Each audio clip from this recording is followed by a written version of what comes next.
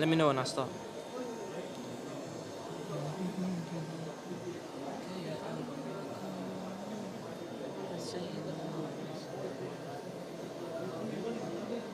as well go back into AV board, a big man straight.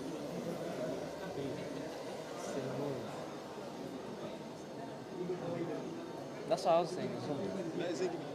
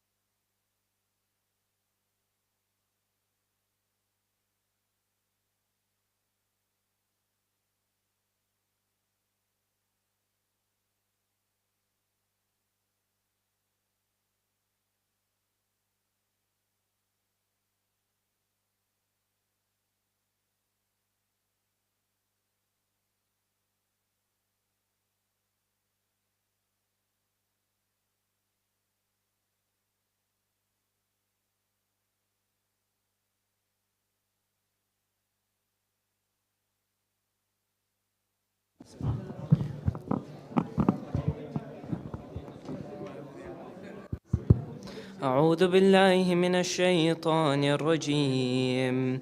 بسم الله الرحمن الرحيم.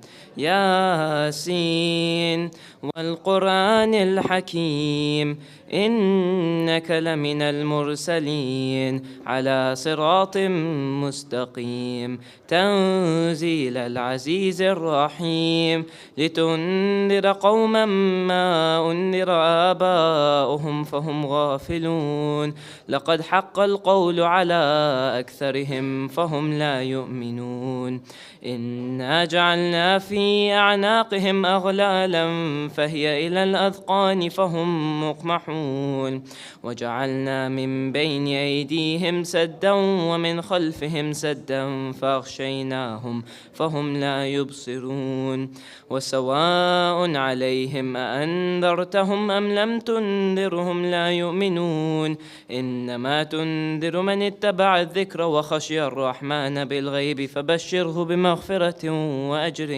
كريم إنا نحن نحيي الموتى ونكتب ما قدموا وآثارهم وكل شيء أحصيناه في إمام مبين واضرب لهم مثلا أصحاب القرية إذ جاءها المرسلون إذ أرسلنا إليهم 2 فكذبوهما فعززنا بثالث فقالوا إنا إليكم مرسلون قالوا ما أنتم إلا بشر مثلنا وما أنزل الرحمن من شيء إن أنتم إلا تكذبون قالوا ربنا يعلم إنا إليكم لمرسلون وما علينا إلا البلاغ المبين قالوا إنا تطيرنا بكم لئن لم تنتهوا لنرجمنكم وليمسنكم منا عذاب أليم قالوا طائركم معكم أئن ذكرتم بل أنتم قوم مسرفون وجاء من أقصى المدينة رجل يسعى قال يا قوم اتبعوا المرسلين اتبعوا من لا يسألكم أجرا وهم مهتدون وما لي لا أعبد الذي فطرني وإليه ترجعون أتخذ من دونه آلهة إن يردني الرحمن بضر لا تغني عني شفاعتهم شيئا ولا ينقذون إني إذا لفي ضلال مبين إني آمنت بربكم فاسمعون قيل ادخل الجنة قال يا ليت قومي يعلمون بما غفر لي ربي وجعلني من المكرمين وما أنزلنا على قومه من بعده من جند من السماء وما كنا منزلين إن كانت إلا صيحة واحدة فإذا هم خامدون يا حسرة على العباد ما يأتيهم من رسول إلا كانوا به يستهزئون ألم يروا كم أهلكنا قبلهم من القرون أنهم إليهم لا يرجعون وإن كل لما جميع لدينا محضرون وآية لهم الأرض الميتة أحييناها وأخرجنا منها حبا فمنه يأكلون وجعلنا فيها جنات من نخيل وأعناب وفجرنا فيها من العيون ليأكلوا من ثمره وما عملته أيديهم أفلا يشكرون سبحان الذي خلق الأزواج كلها مما تنبت الأرض ومن أنفسهم ومما لا يعلمون وآية لهم الليل نسلخ منه النهار فإذا هم مظلمون والشمس تجري لمستقر لها ذلك تقدير العزيز العليم والقمر قدرناه منازل حتى عاد كالعرجون القديم لا الشمس ينبغي لها أن تدرك القمر ولا الليل سابق النهار وكل في فلك يسبحون وآية لهم أنا حملنا ذريتهم في الفلك المشحون وخلقنا لهم من مثله ما يركبون وإن نشأ نغرقهم فلا صريخ لهم ولا هم ينقذون إلا رحمة منا ومتاعا إلى حين. وإذا قيل لهم اتقوا ما بين أيديكم وما خلفكم لعلكم ترحمون وما تأتيهم من آية من آيات ربهم إلا كانوا عنها معرضين. وإذا قيل لهم أنفقوا مما رزقكم الله قال الذين كفروا للذين آمنوا ونطعم من لو يشاء الله أطعمه إن أنتم إلا في ضلال مبين. ويقولون متى هذا الوعد إن كنتم صادقين ما ينظرون إلا صيحة واحدة تأخذهم وهم يخصمون فلا يستطيعون توصية ولا إلى أهلهم يرجعون. ونفخ في الصور فإذا هم من الأجداث إلى ربهم ينسلون قالوا يا ويلنا من بعثنا من مرقدنا هذا ما وعد الرحمن وصدق المرسلون إن كانت إلا صيحة واحدة فإذا هم جميع لدينا محضرون. فاليوم لا تظلم نفس شيئا ولا تجزون إلا ما كنتم تعملون إن أصحاب الجنة اليوم في شغل فاكهون هم وأزواجهم في ظلال على الأرائك متكئون لهم فيها فاكهة ولهم ما يدعون سلام قولا من رب رحيم. وامتازوا اليوم أيها المجرمون ألم أحد إليكم يا بني آدم أن لا تعبدوا الشيطان إنه لكم عدو مبين وأن اعبدوني هذا صراط مستقيم. ولقد أضل منكم جبلا كثيرا أفلم تكونوا تعقلون هذه جهنم التي كنتم توعدون اصلوها اليوم بما كنتم تكفرون. اليوم نختم على أفواههم وتكلمنا أيديهم وتشهد أرجلهم بما كانوا يكسبون ولو نشاء لطمسنا على أعينهم فاستبقوا الصراط فأنى يبصرون ولو نشاء لمسخناهم على مكانتهم فما استطاعوا مضيا ولا يرجعون ومن نعمره ننكسه في الخلق أفلا يعقلون. وما علمناه الشعر وما ينبغي له إن هو إلا ذكر وقرآن مبين لينذر من كان حيا ويحق القول على الكافرين. أولم يروا أنا خلقنا لهم مما عملت أيدينا أنعاما فهم لها مالكون وذللناها لهم فمنها ركوبهم ومنها يأكلون ولهم فيها منافع ومشارب أفلا يشكرون. واتخذوا من دون الله آلهة لعلهم ينصرون لا يستطيعون نصرهم وهم لهم جند محضرون. فلا يحزنك قولهم إنا نعلم ما يسرون وما يعلنون.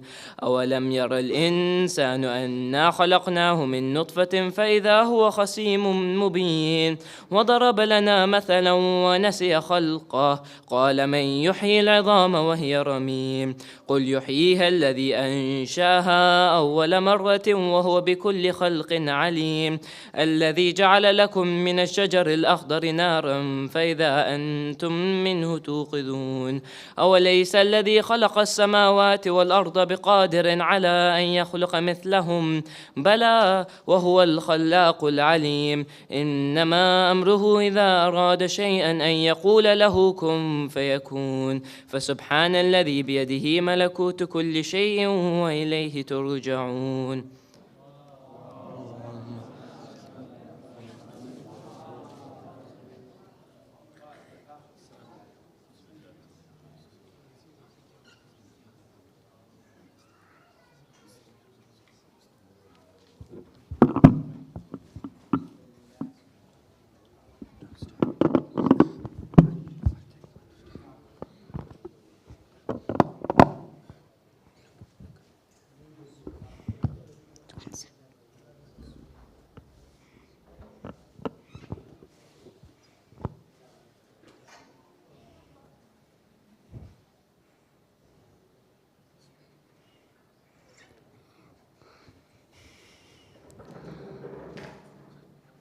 پر محمد وعلی محمد صلوات.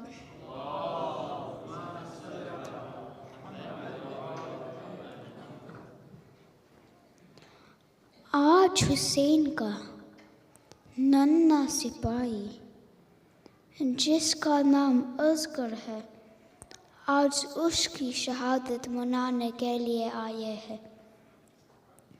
اور یہ وہ اصغر جو تھا تو صرف 6 مہینے کا مگر سب کا باب الحوائج بن گیا.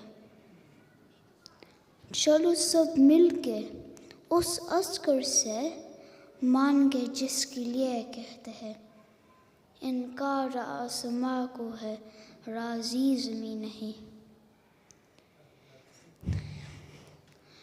انکار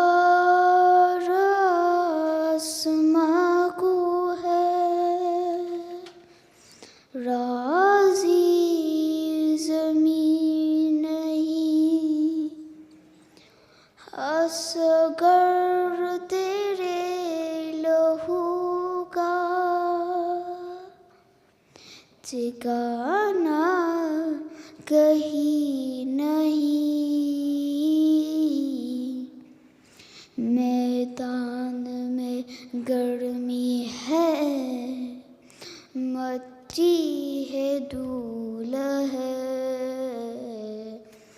جلتی ہے یہ زمین تو ننھا سا پھول ہے. گویا بسر کی لاش سے صبت رسول ہے جلتی ہے یہ زمین تو ننھا سا پھول ہے. اصغر کی قبر کھود کے روتے رہے حسین کہتے تہائے لگتے جگر میرے دل کے چین. تیرے لیے حسین بہت دل ملول ہے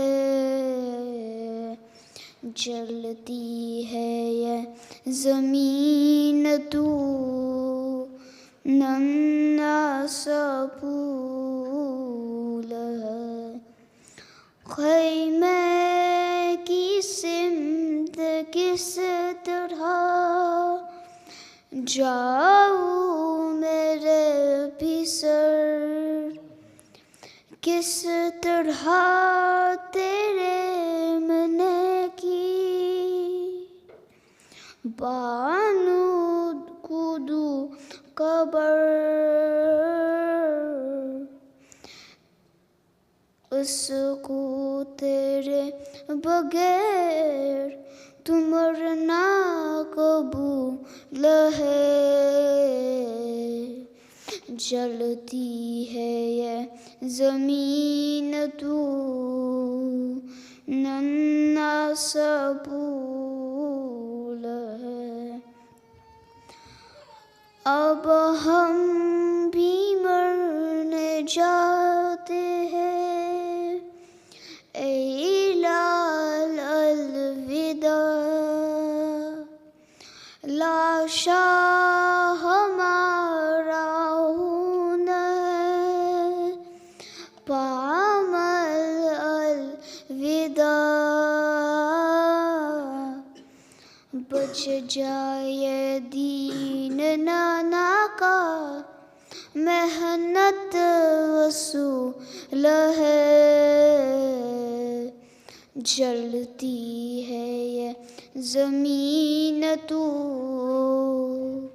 ننھا سا پھول ہے.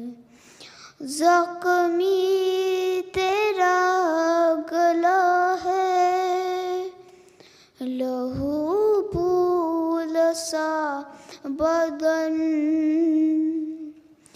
خیمے کے در پہ بالی سکینہ تیری بہن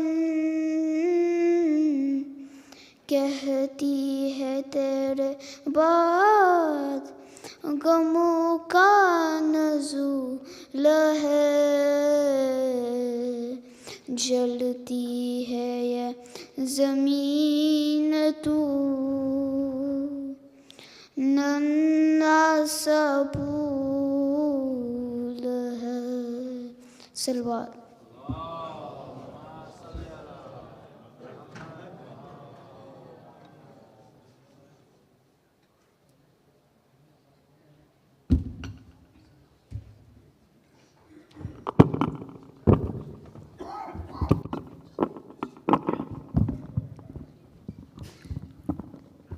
بر محمد وآل محمد صلوات.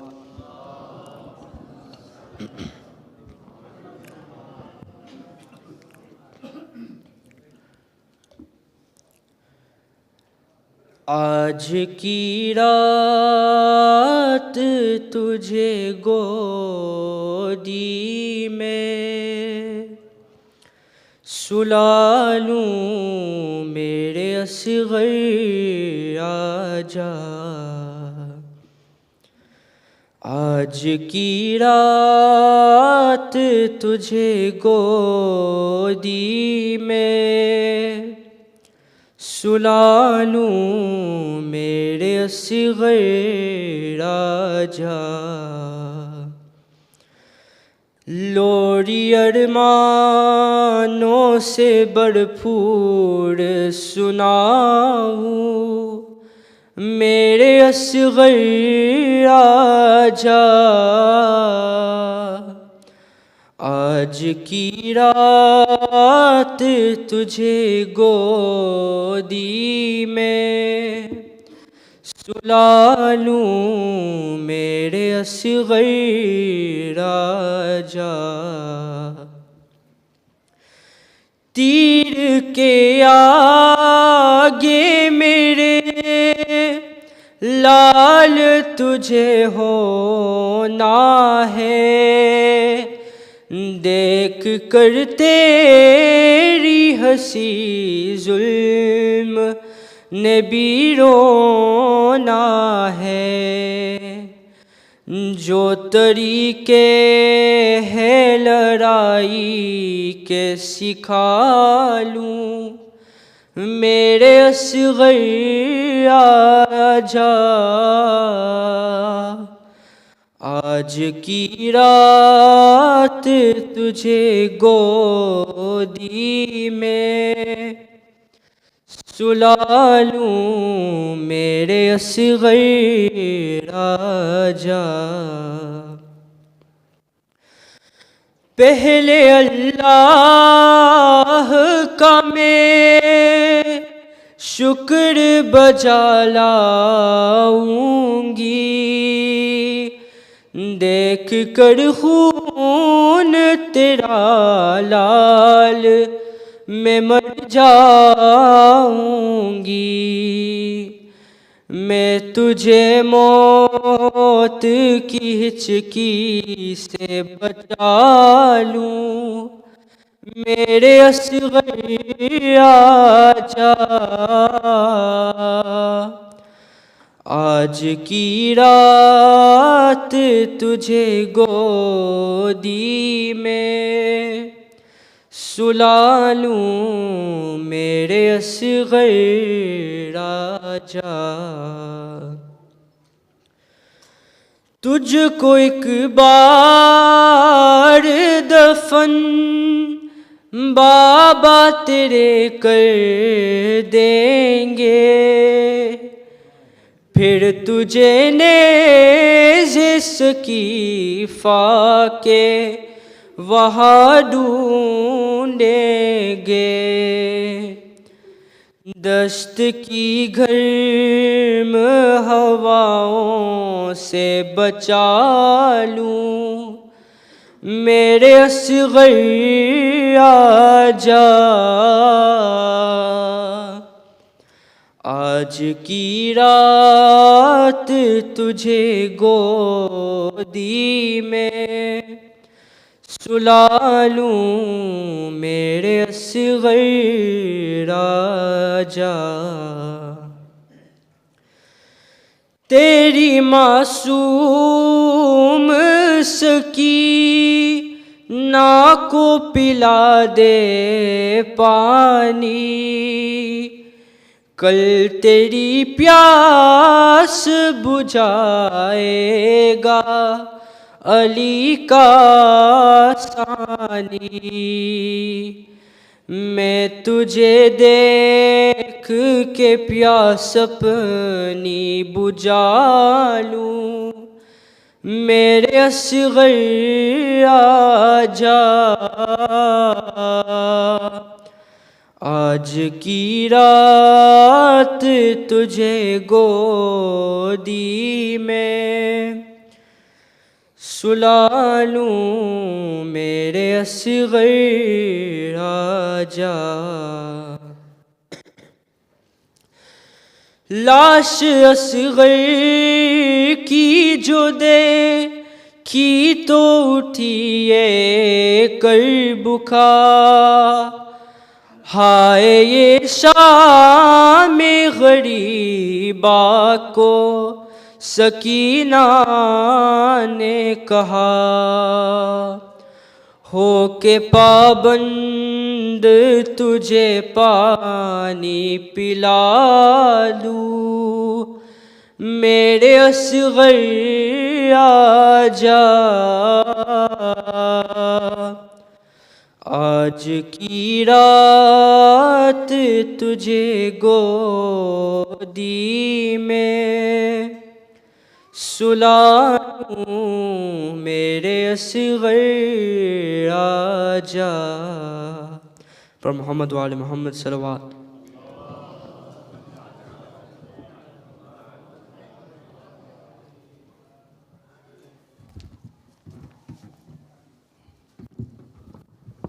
بر محمد وآل محمد صلوات۔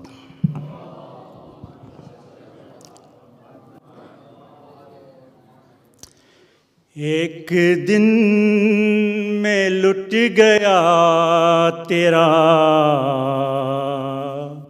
بھرا گھر یا حسین، ایک دن میں لٹ گیا تیرا بھرا گھر یا حسین، ہو گئے پیرو جوان سب بے سہارا یا حسین، ایک دن میں لٹ گیا تیرا بھرا گھر یا حسین، دو محرم کو ہوئے تھے وارد کربو بلا، دو محرم کو ہوئے تھے وارد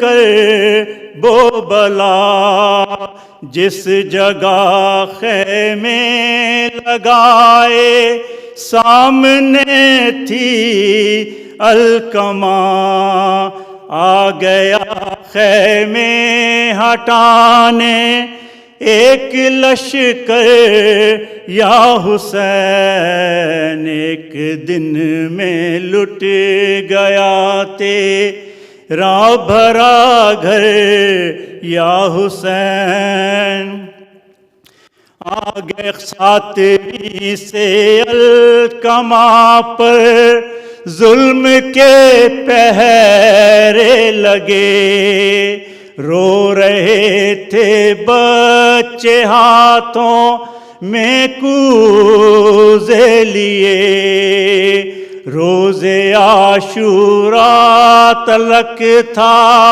یہی منظر یا حسین، ایک دن میں لٹ گیا تیرا بھرا گھر یا حسین، پھر شب عاشور کے درد دامن کا لیے، پھر شب عاشور آئی درد دامن میں لیے، کرتی تھی زینب دعائیں اے خدا شب نہ ڈھلے، سوچ کر تیری جدائی وہ تھی مستر یا حسین، گونج اٹھی ناگہرن میں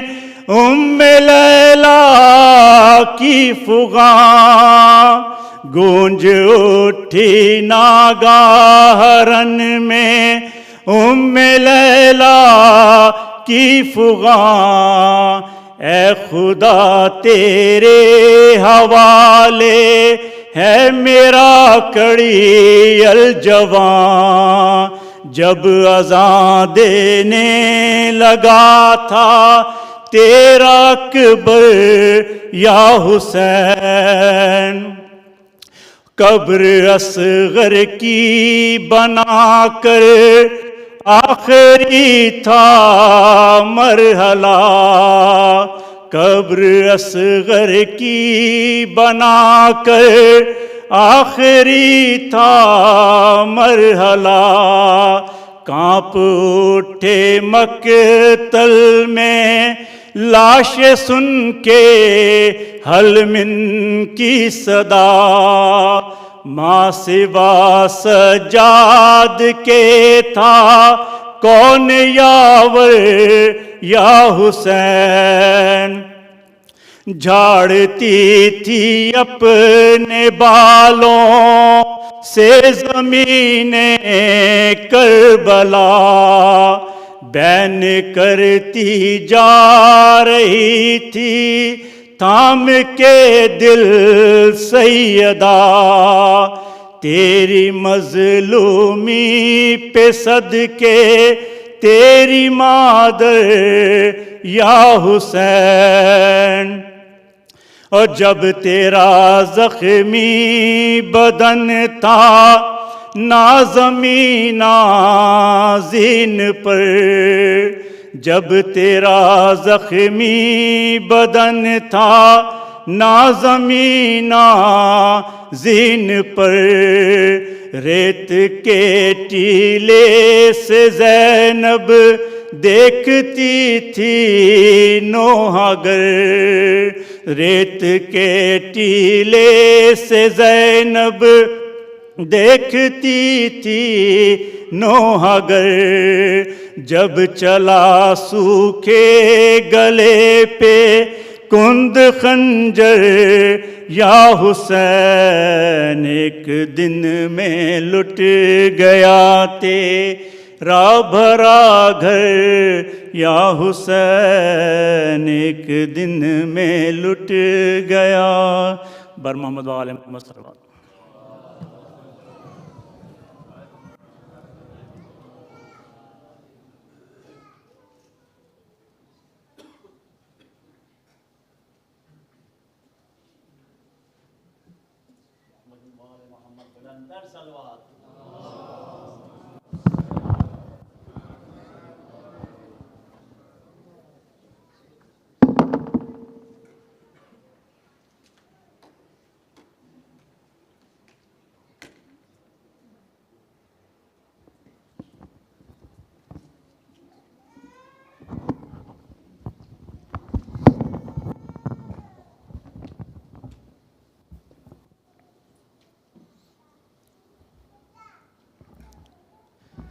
الفاتحة.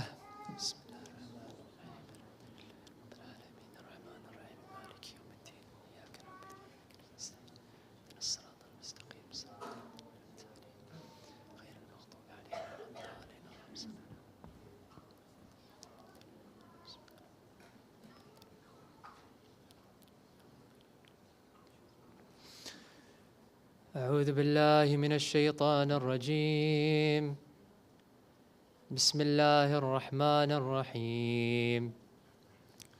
الحمد لله رب العالمين والصلاة والسلام على البشير النذير السراج المنير أشرف الأنبياء والمرسلين خاتم النبيين رحمة للعالمين شفيع المذنبين أنيس الفقراء والمساكين سيدنا ونبينا وطبيب نفوسنا وشفيع ذنوبنا وحبيب قلوبنا الرسول المؤيد والنبي المسدد المصطفى الأمجد والمحمود الأحمد حبيب إله العالمين أبي القاسم المصطفى محمد صل على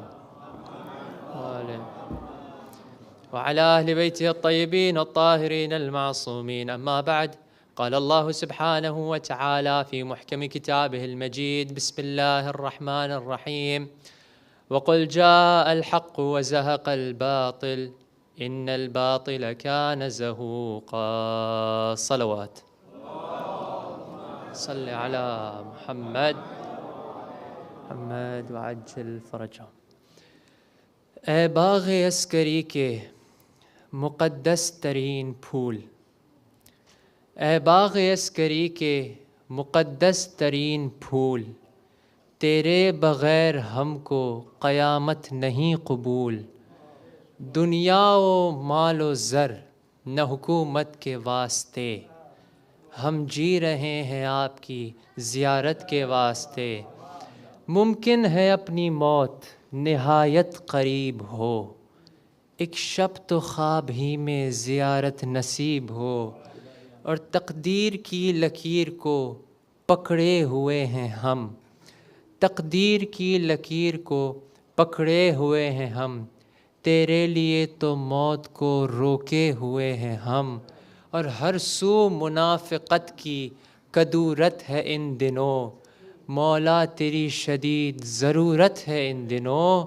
اور دن ڈھل رہا ہے وقت کو تازہ اڑان دیں دن ڈھل رہا ہے وقت کو تازہ اڑان دیں آئے امام عصر ابا کر اذان دیں صلوات پڑھیں محمد و آل محمد پر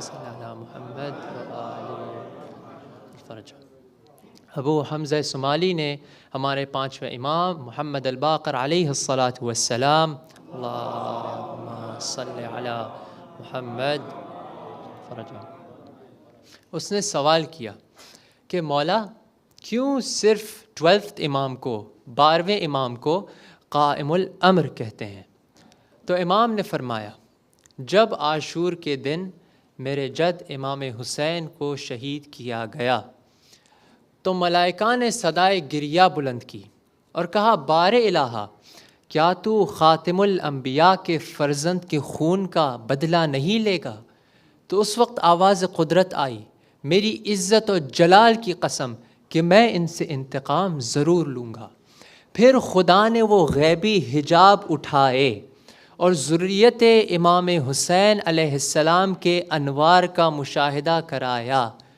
ایک نور ہوتا ہے نور کا جمع انوار ان انوار کا مشاہدہ کرایا ان انوار میں سے ایک نور قیام کی حالت میں تھا آواز قدرت آئی اسی قائم کے ذریعے میں قاتلان حسین کا بدلہ لوں گا اسی وجہ سے جب ہم دعا میں گریہ کرتے ہیں امام کو کس انداز سے پکارتے ہیں این مؤلف شمل الصلاح والرضا این الطالب بدحول الانبیاء وابناء الانبیاء N الطالب بدم المقتول بکربلا Where is the one who will bring peace and harmony? Where is the avenger of the blood of the prophets and the sons of the prophets?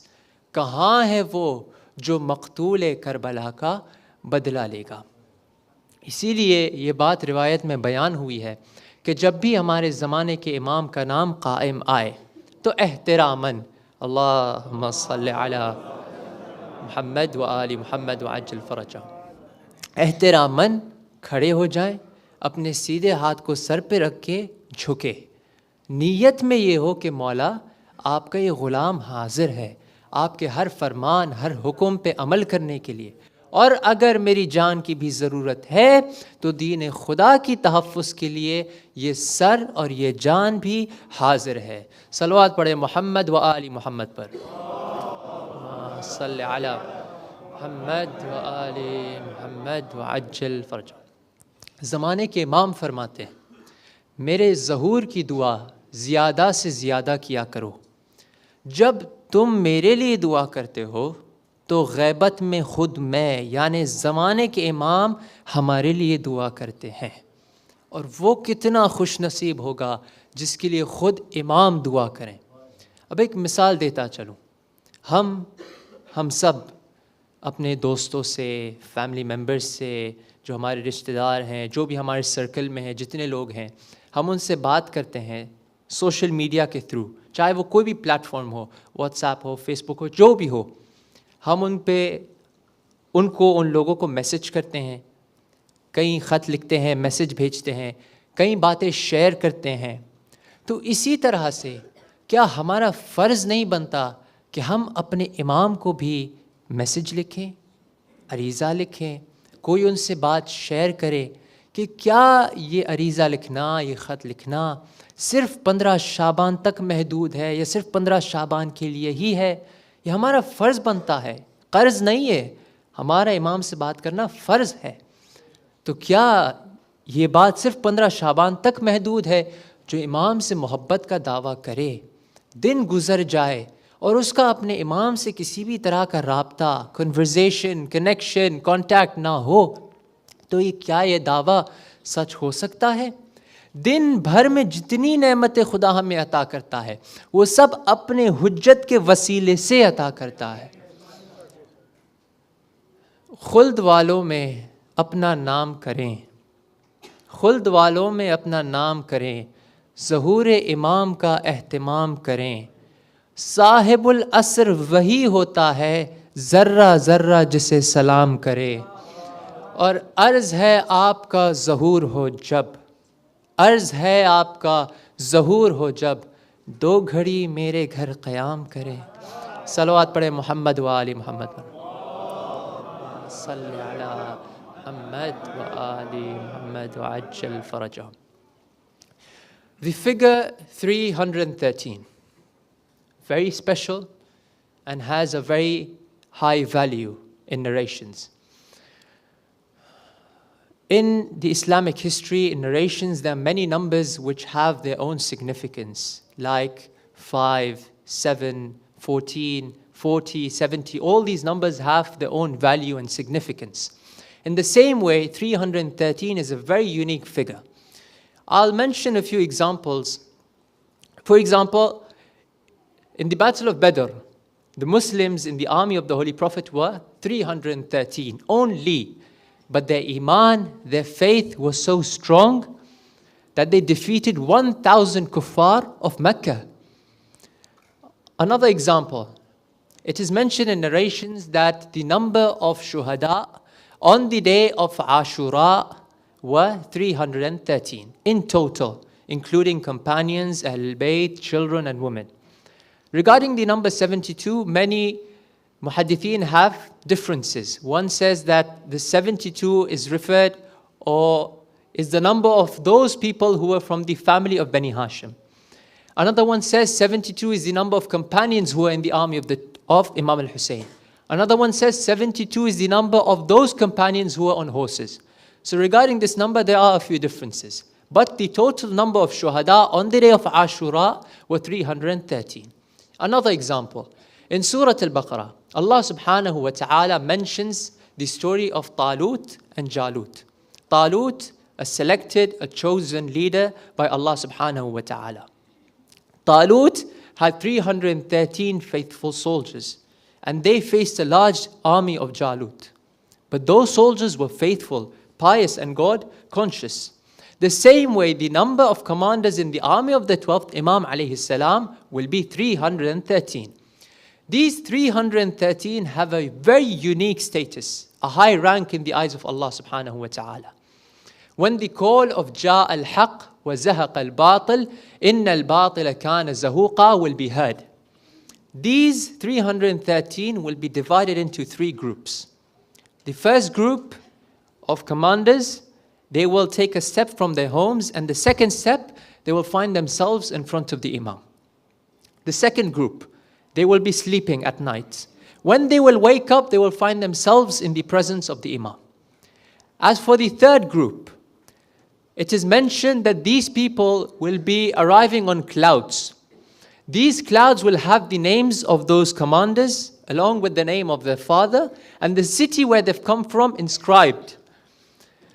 Sheikh Abbas al-Qummi, in his book, Muntaha al-A'mal, he narrates this hadith, this narration. A person asks the sixth Imam, Imam Ja'far al-Sadiq, alayhi salatu was-salam, salli ala wa alim, ajjal farajha.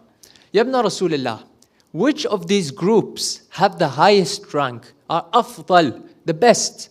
The Imam replies by saying the third one. Why? Because those people always used to take the lead in performing good acts. Zahur-e Imam-e Zamana to jald ho jaye. Zahur-e Imam-e Zamana to jald ho jaye, گر نیت میں خلوص پیدا ہو جائے. ایک اور واقعہ آپ کی خدمت میں پیش کرنا چاہتا ہوں. علی بن مہزیار کا واقعہ بہت مشہور ہے اور کئی جگہوں پہ یہ روایت بھی بیان کی گئی ہے. واقعہ طویل ہے لیکن شارٹ میں آپ کی خدمت میں بیان کرنا چاہتا ہوں. علی بن مہزیار نے اپنی زندگی میں 20 ٹائمز 20 بار حج کیا. اس زمانے میں کیا جب آج کی طرح وہ فیسلٹیز وہ ساری چیزیں موجود نہیں تھی. 20 سال اس نے حج کیا صرف اس نیت سے کہ مجھے زمانے کے امام کا دیدار نصیب ہو جائے. 20 سال حج کیا, دیدار نصیب نہیں ہوا. ایک شب جمعہ بہت گریہ کیا, آخر کار زیارت امام زمانہ نصیب ہو گیا. اس نے پوچھا, مولا 20 سال آپ کے عشق میں آپ کی محبت میں تڑپ رہا تھا لیکن آپ کی زیارت نہیں نصیب ہو پائی. امام نے فرمایا 3 وجوہات کی بنا پر, 3 reasons جن کی وجہ سے تم ہم سے نہیں مل پائے. کیوں؟ نمبر 1, کثرتم الاموال, تم نے مال دولت ضرورت سے زیادہ جمع کیا ہوا تھا.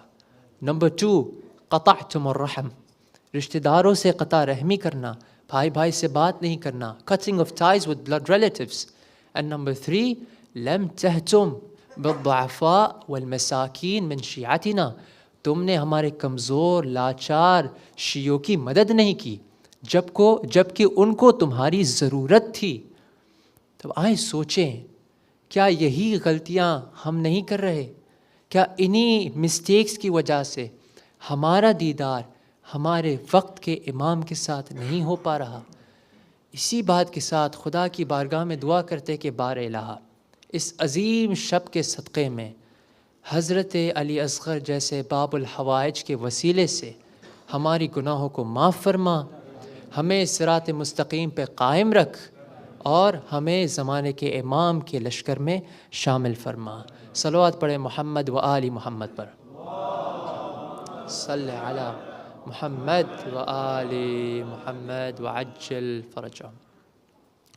بڑے بڑے علماء بیان کرتے ہیں کہ جب بھی ہم کسی مشکل میں پڑے ہیں تو ہم نے اپنے گھر میں ذکر باب الحوائج جناب علی اصغر کیا ہے اور خدا نے ہماری مشکل کو آسان کر دیا. اس بے شیر اس باب الحوائج کی شان میں ایک شعر عرض کرنا چاہتا ہوں. یہ نگینہ دل یزداں میں جڑا لگتا ہے, عرش بے شیر کے قدموں میں پڑا لگتا ہے, اور ام لیلا نے عقیدت سے کہا ام رباب تیرا اصغر میرے اکبر سے بڑا لگتا ہے. ایک اور بات فضیلت کی کہنا چاہتا ہوں. عاشور کے دن جب امام حسین نے بے شیر کو اٹھایا, امام حسین نے کہا اصغر دشمن کے سامنے حجت تمام کرنی ہے. اصغر نے مسکرا کے کہا بابا میں اپنا تعارف خود کراؤں گا. اصغر نے کہا بے دل کا جو دل ہے میں اسی دل کا مکی ہوں, بے دل کا جو دل ہے میں اسی دل کا مکی ہوں, چھوٹا ہوں مگر جسم شریعت کی جبی ہوں, حد یہ ہے کہ انگشت شہادت کا نگی ہوں, اکبر سے نلودات تو اصغر ہی نہیں ہوں، اکبر سے نلودات تو اصغر ہی نہیں ہوں، اور ہر نسل کو اس نسل سے امداد ملے گی، ماؤں کو میرے جھولے سے اولاد ملے گی، ماؤں کو میرے جھولے سے اولاد ملے گی۔ ہمارا سلام ہو اس ماں پہ جس نے مقصد کربلا پہ اپنی اولاد کو قربان کر دیا۔ عزادارو، آج کی رات کسی قیامت سے کم نہیں،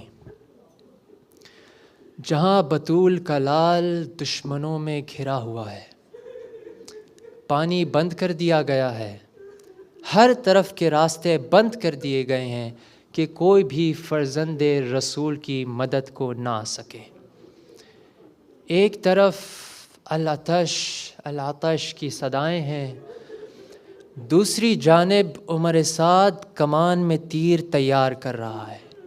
وہ کہتا ہے فوج گواہ رہنا، خیام حسینی میں پہلا تیر میں نے پھینکا تھا۔ ہاں عزادارو، امام حسین نے مولا عباس سے کہا، عباس ان سے کہو ہمیں ایک رات کی مہلت دے کہ ہم عبادت خدا میں گزار سکیں۔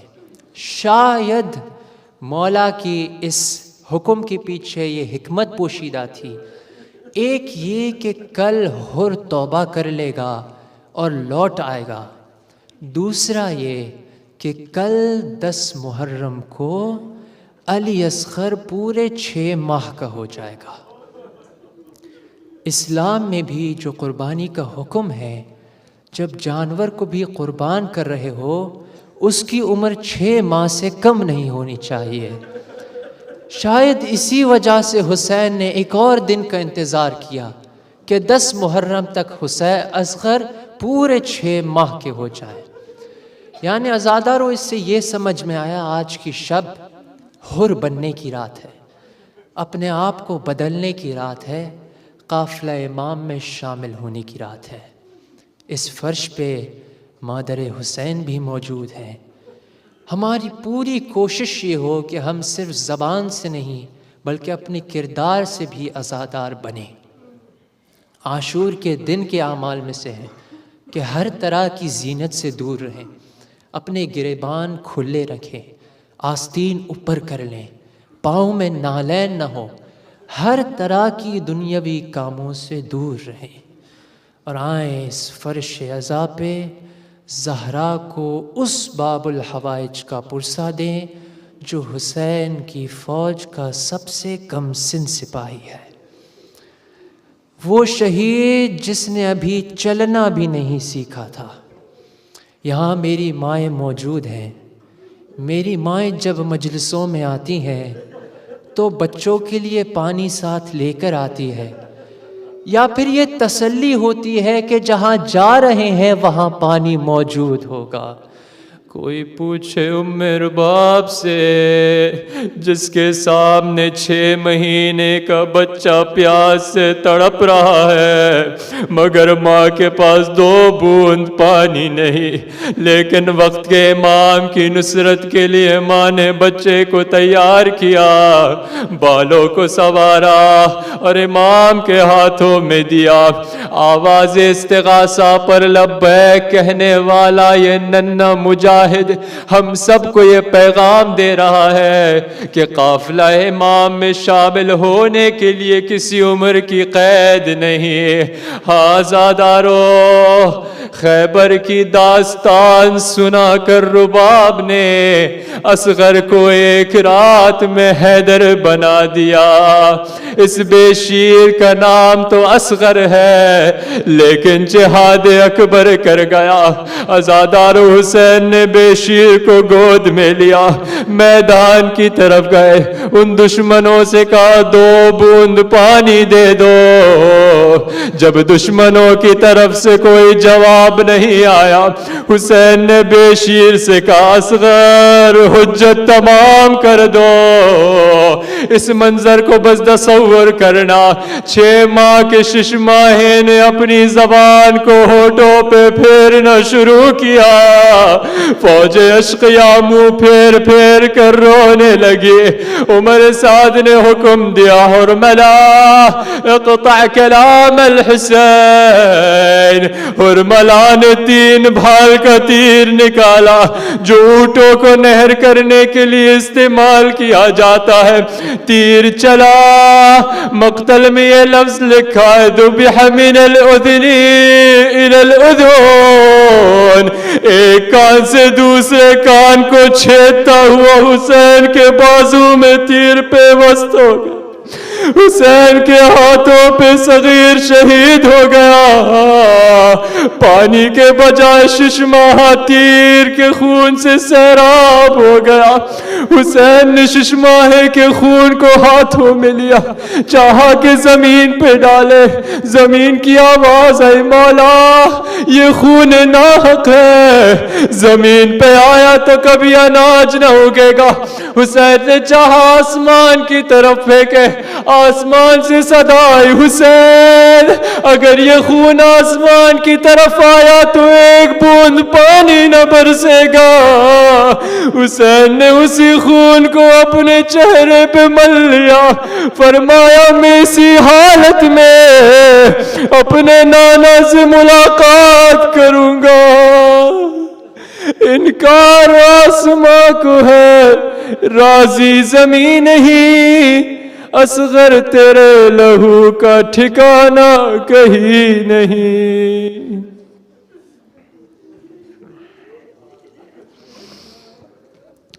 सअलमुल्लज़ीना ज़लमू अय्य मुनक़लिबिन यनक़लिबून वल आक़िबतु लिलमुत्तक़ीन।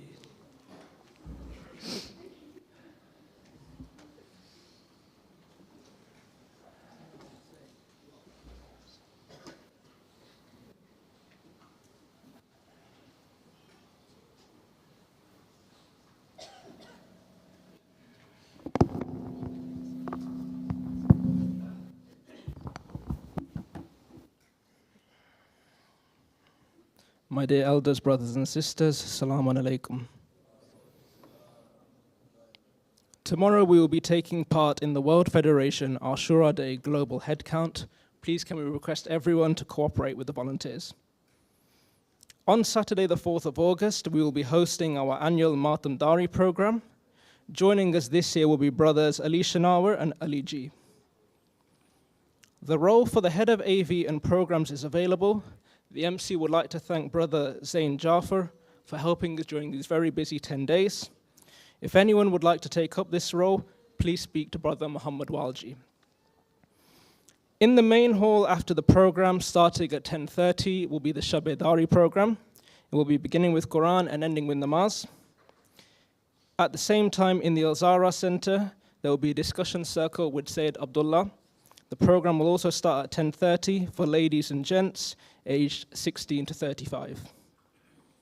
The car parking team would like to extend their thanks to everyone for their cooperation during these nights.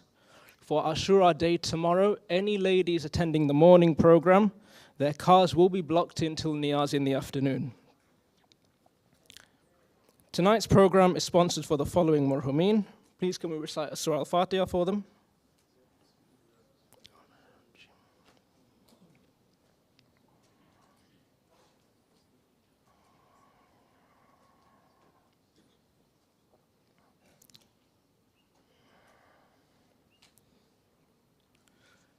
Before we invite Syed to the mimbar, please can I request everyone to move forward all the way to the black carpet. We've got people sat outside in the hallway. Let's make as much space as possible. Salawat.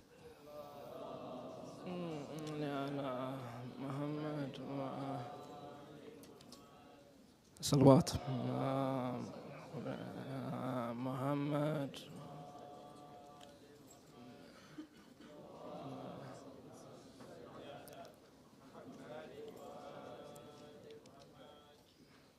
Please can we invite Syed Abdulla to the minbar with 3 loud salawats.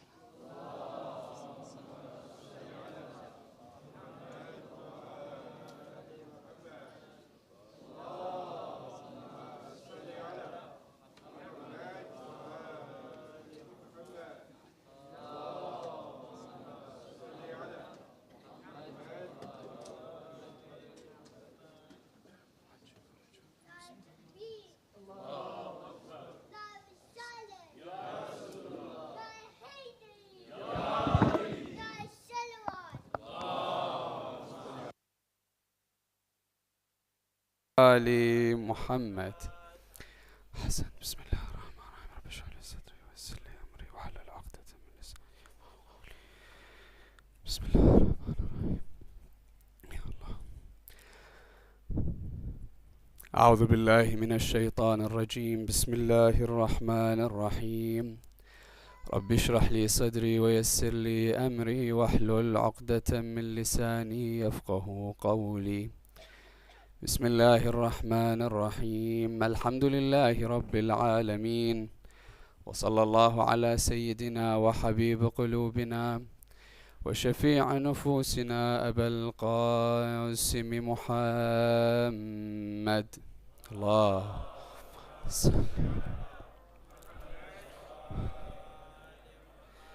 وعلى آل بيته الطيبين الطاهرين المعصومين، لا سيما بقية الله روحي وأرواح العالمين لتراب مقدمه الفداء. أما بعد، يقول الله في محكم كتابه الكريم: بسم الله الرحمن الرحيم. وما محمد إلا رسول قد خلت من قبله الرسل أفإن مات أو قتل انقلبتم على أعقابكم. Allah subhanahu wa ta'ala states within the Holy Quran, Surah Al-Imran, Muhammad is not but a messenger. Messengers have passed on before him, so if he was to die or be killed, you would turn back on your heels to disbelief. صدق الله العلي العظيم. اللهم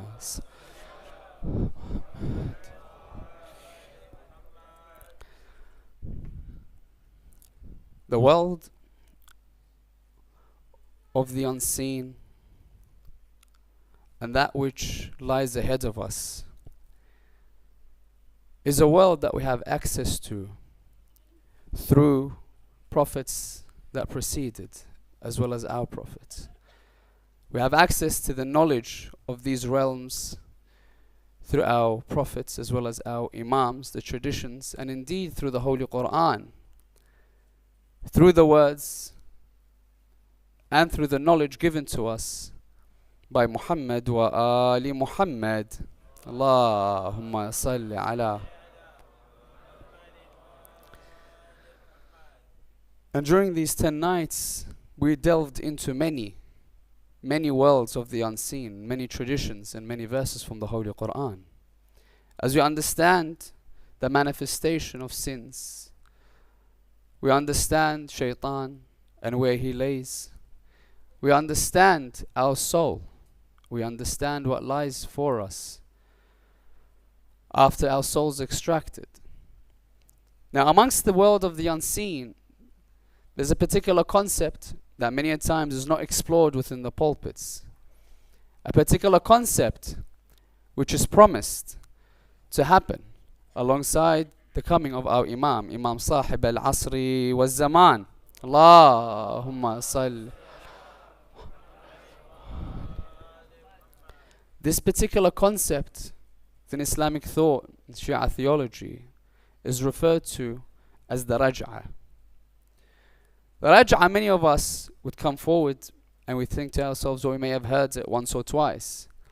Our youth, for example, may not have heard it altogether, but it's a concept without a shadow of doubt exists within our scriptures. And there are many written works that have gathered these particular traditions. Of them would have 111 plus traditions. Another would have around 600 of the traditions of Ahlul Bayt that refer to this concept of Raj'ah. Insha'Allah, tonight, within the time frame that we have, we endeavor to delve into this particular realm, this particular concept, this particular understanding of the raj'ah in few stages. The first of which we want to ask the question, what is the concept of raj'ah? And why is it so important? What does raj'ah mean? Secondly, when we're exploring any concept within Islam, we need to understand the validity behind these particular traditions. Do they have a grounds within the Holy Quran or don't it? Because if we come forward towards traditions, Rasulullah himself would state, if you find a tradition that goes against the Quran, even if it's from me, make sure you throw that away. So when we begin to bring forward traditions, we need to see, are they corresponding towards that which is written within the Holy Quran, or do they go against that which is written within the Holy Quran? Number 3, we want to look at the Holy Quran and delve into the traditions to see, within the tafasir of the Holy Quran, are there any verses that speak specifically about this concept of raj'ah or not? Number 4, we want to look at a particular tradition from Imam al-Sadiq, between him and a companion, delving into a particular wording from the Holy Quran, which is death, and understanding it at a better level. And finally, we want to look at the concept of a shuhada. What can we learn from this word, ash-shuhada? What does it mean and how does it apply within this particular realm and concept of a raj'ah? So inshallah, with a topic such as this, I need each and everyone's attention, as well as their hearts, to be connected tonight, as it is the last night before the maqtal tomorrow, inshallah. So tonight, I need everyone's focus. I need everyone's attention. I need everyone to follow in the path that we speak about tonight, inshallah, until we get towards the musibah, in which we will remember that 6-month-old that Abdulla lost on the 10th of Muharram. So inshallah, we can bless the majlis and start this topic of the utmost importance with 3 of your loud salawat ala Muhammad wa ali Muhammad.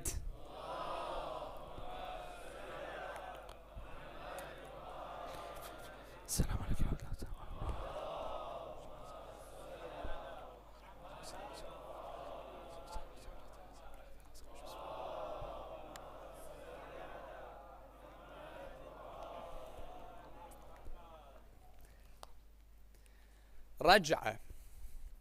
When we go towards the wording of raj'ah, in Arabic, raj'ah just means the return. As in, if we use it into context, Arabic, we can say, for example, that Muhammad raja'a Muhammadan min ad-dawam, for example. That Muhammad returned from his work, let's say. The idea is that he was a place, he went somewhere, and then he returned back towards that place. The concept of the return within Shia theology is the understanding that there are people that have died or have returned back towards Allah. We need to be very specific with the wording. There are people that have returned towards Allah subhanahu wa ta'ala. The concept of the return is that after they are in their grave, that Allah resurrects and returns them in this world before the hereafter. The concept is that they will return to this world before the hereafter. Now someone comes forward towards Imam al-Sadiq and says, is everyone going to return back alongside Imam Sahib al-Asri wa Zaman and after? Allahumma sal Muhammad. Because if there's a concept that there is a return for everyone that has gone back to Allah subhanahu wa ta'ala, and they return back at the time of Imam Sahib al-Zaman, is it for everyone? There's going to be a lot of people on the planet. He says no. The return is for 2 groups of people. He says, Man mahadha al-imana mahdha wa man mahadha al-kufra mahdha. Meaning, those people that have been engulfed in iman to such a level that Allah subhanahu wa ta'ala categorizes them as those, Man mahadha al-imana mahdha, the best of the best that have passed away shall return alongside the Imam.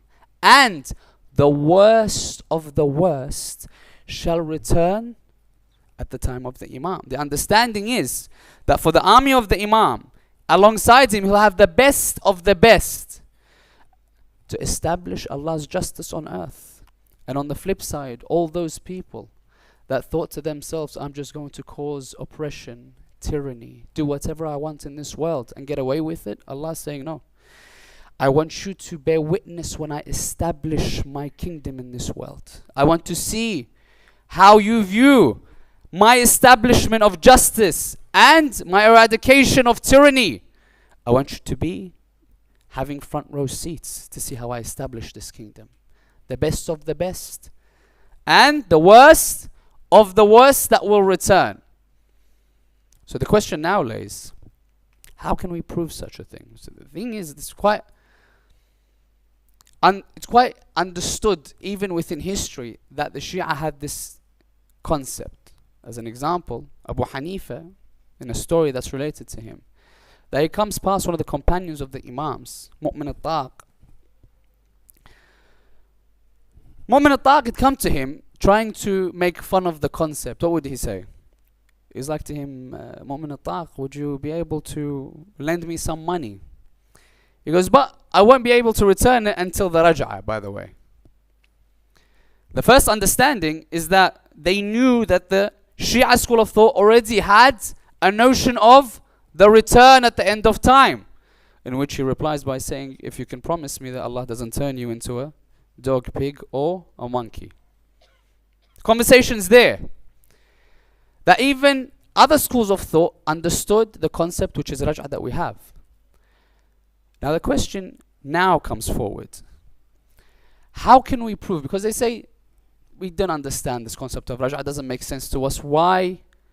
There's only one return, which is the return when Allah judges us.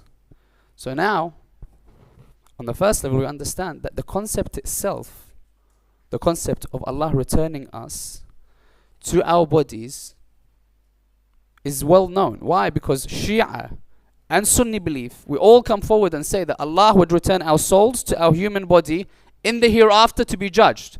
So understanding on the first level, we already understand that there is a return, but not in this world, in the hereafter. Our argument is the return shall be in this world before the hereafter.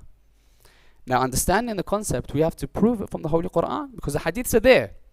We can mention many of the hadith, but tonight I want it to be a very academic, Quranic perspective of our exploration of this content.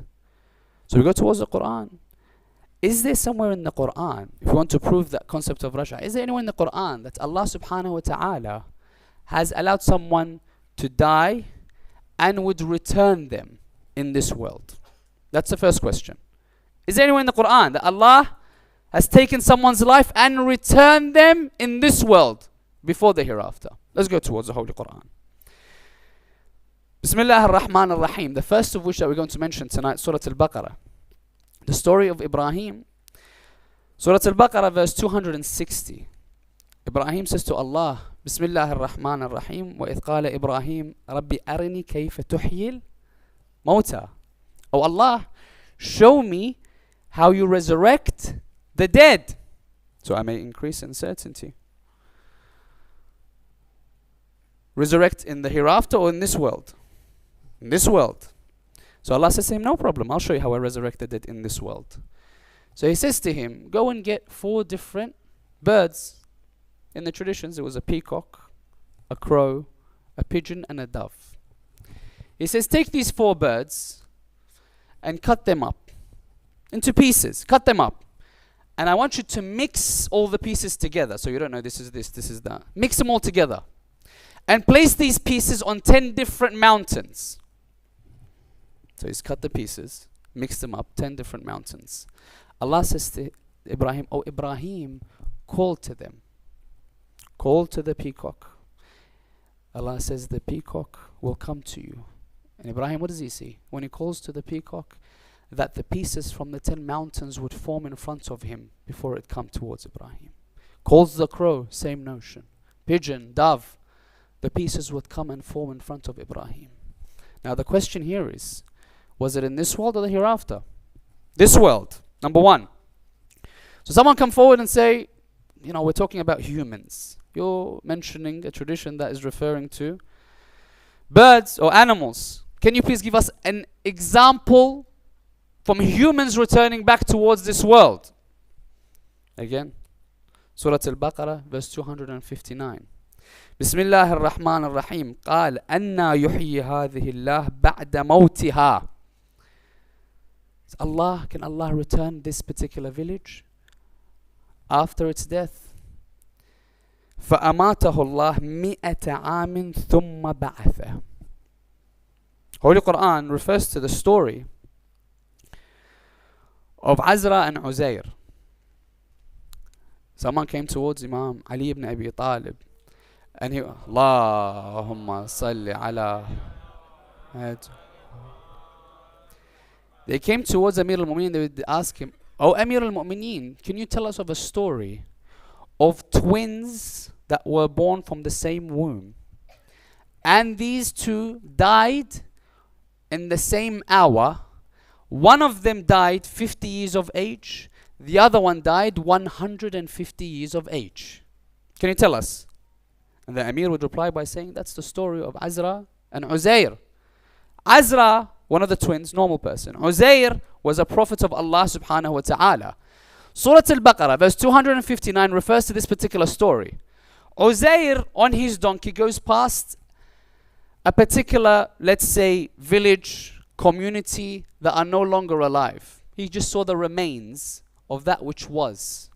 And he says, as the Quran states, can Allah resurrect this after its death? What does the Quran say? فَأَمَاتَهُ اللَّهُ. Allah there and then caused him to die. How did he die? They would say that Allah placed sleepiness upon him. He had water and he had a hard piece of bread. And there was a cave where he went inside. He tied his donkey outside the cave, enters the cave. Bread was hard, so he couldn't break it, couldn't eat it. So what does he do? He puts the water in front of him. He's trying to dunk that particular piece of bread in the water. He says sleepiness comes over him. Then he wakes. Jibreel comes down. How much have you slept? He says, يَوْمٌ أَوْ بَعْضَ يَوْم. A day or part of a day. They say that the sun was before noon when he went. And then when he woke up, he saw the sun just after noon. So he says, a part of a day. Jibreel, what does he reply by saying? He says, Bel, you were dead for 100 years. 100 years you were dead. Allah then tells him, go outside, look at your donkey and what remains. Goes outside, there's just a skeleton that was left there. 100 years. Allah in the Quran, what does it say? It says, look at how we put the flesh on that donkey of yours and then cover it. So he sees in front of his own eyes the flesh surrounding the donkey. The Quran says that Uzair is watching this unfold until life is put back into the donkey of his. Now the understanding there is what? Was it in this world or the hereafter? This world. So, but that's just one person. No problem. We can find more. No problem. Again, subhanAllah, Surah Al-Baqarah has a lot of these. Verse 56.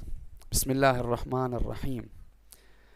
ثُمَّ بَعَثْنَاكُمْ مِنْ بَعْدِ مَوْتِكُمْ لَعَلَّكُمْ تَشْكُرُونَ. This verse states, then we returned you after your death in order for you to be thankful. What does this refer to? This refers to the trials of tribulations of Bani Israel and Musa. Every time Musa does something for them, not good enough. Musa does something, not good enough. Splits the sea, not good enough. Shows them the way, not good enough. So they're like, Musa, we're not going to believe in you. Baba, he's already crossed the sea, he's done everything. We're still not going to believe until you show us your Lord with our own eyes. If we see your Lord with our own eyes, then we'll believe.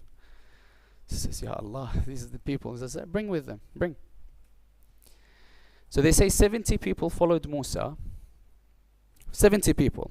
And Allah subhanahu wa ta'ala, in the verse that was prior to the one that we mentioned, said, He placed a sa'iqa on them. You can look at it to be lightning or a storm in which as soon as it hits them or it blinds them, they die. When they die, Musa's like, Ya Allah, like 70 of them come. They've already, want my head. Every 2 seconds they want something new. They're never happy. And now I'm going to return with these 70 people dead. They're going to accuse me of killing them. Ya Allah, please. So Allah in the verse, what does he say? So we return them back to life after we've killed them or caused them to die. We returned them back to life so they may be thankful. So the Quran has a precedent that showcases to us, yes, the concept of the raj'ah, the return in this world, has a premise within the Holy Quran. Why? Because Allah, as an animal, returned them in this world. One person being the Prophet, returned them into this world. Many people, we said 70 of Bani Israel, Allah caused them to die and then returned them back towards this world. And there's many others that we have stories from the Holy Quran. But these are just few to mention to solidify the concept that Allah, within the Holy Quran, has returned people back from the dead in this world before the hereafter. So someone comes forward and also asks the question, okay, no problem. From the Quran, we understand Allah resurrects the dead in this world, not the hereafter. Can you prove to me the concept of raj'ah in this world? I understand there's resurrection in this world, but can you explain to me furthermore the understanding of the raj'ah in this world? We say, I have no problem. Many verses. Let's go through a few tonight, inshallah. Bismillah ar-Rahman ar-Rahim. Surah Ghafir, verse 11. قالوا ربنا أمتنا اثنتين وأحييتنا اثنتين. What does that mean? They would say, oh Allah, أمتنا اثنتين means you killed us twice. وأحييتنا اثنتين, and you resurrected us twice. Now let's go through it. That we are alive in this world, then we die, resurrection. So it shouldn't be 2 by 2, would it? A group of people, not everyone. قالوا, a group would come forward and say, oh Allah, you've killed us twice and you've resurrected us twice. So if you understand that particular concept, and we're good at calculations, we understand that could mean or can refer to the fact that Allah, life, death, alive again in this world, then death. Number one. Otherwise, it doesn't make sense. How can Allah kill twice, alive twice? No. Number one. Number two. Bismillah ar-Rahman ar-Rahim. Surah Ghafir again. Verse 51. إِنَّا لَنُنصُرُ رُسُلُنَا وَالَّذِينَ آمَنُوا فِي الْحَيَاةِ الدُّنْيَا. Allah, what does He say? That we will support our messengers, رُسُلُنَا فِي الْحَيَاةِ الدُّنْيَا. Now question, when you say we will support our messengers, if we want to support our messengers in this world before the hereafter, we understand in the hereafter they have a position, they have a kingdom, they can rule, they have granted to them that which pleases them. Now I ask each and every one of us, can anyone say that there was a person that Allah would say to them that He has gifted them that kind of support, that He's allowed to establish justice and eradicate tyranny? Someone will come and say, well, what about Imam Ali ibn Abi Talib as an example? What about him? Didn't he have a chance to establish justice and eradicate tyranny? Well, wait, for the 4.5 years that he ruled for, 3 civil wars, what time did he have to establish this? And with all that, look at what we have from Amir al-Mu'mineen that time. Look at what we have. Look at the other imams that we have. House arrest, poison, killed. House arrest, poison, killed. Aba Abdullah, Imam al-Hasan. Who? Can we see that he was given a place where he can establish justice and eradicate tyranny? Another one. Bismillah ar-Rahman ar-Rahim. Look at this beautiful verse. وَلَقَدْ كَتَبْنَا فِي الزَّبُورِ مِنْ بَعْدِ الذِّكْرِ أن الأرض يرثها عبادي الصالحون. That my أرض يرثها عبادي الصالحون. Now, Allah is saying within the Holy Quran, Surah Al-Anbiya, verse 105, that my earth will be inherited by who? عبادي الصالحون. So when Allah gives this particular kingdom, and we understand the concept of the Mahdi, When we understand the Mahdi, we understand that he is one person that establishes justice and eradicates tyranny. But Allah, what does he say when he inherits the world? Does he say Abdi as-Salih? When he gives the inheritance, that you are allowed to rule and remove tyranny, establish justice on this earth.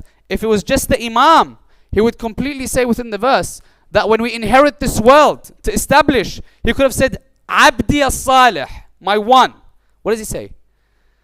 يرثها عبادي الصالحون. عبادي الصالحون. That's why we have the concept when Imam al-Mahdi would return back towards Allah.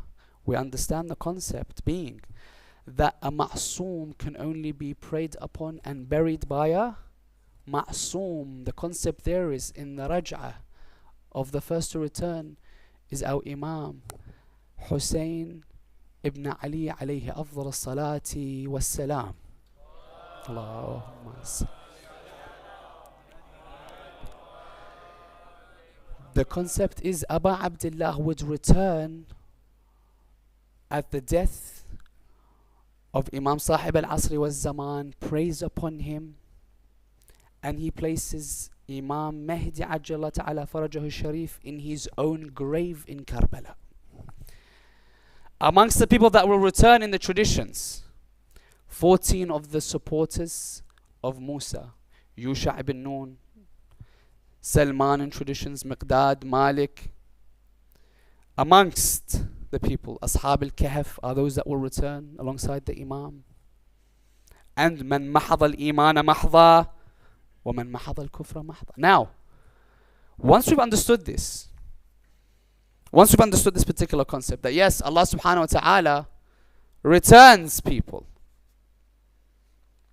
to establish it further, Allah says, I resurrect them as judgment.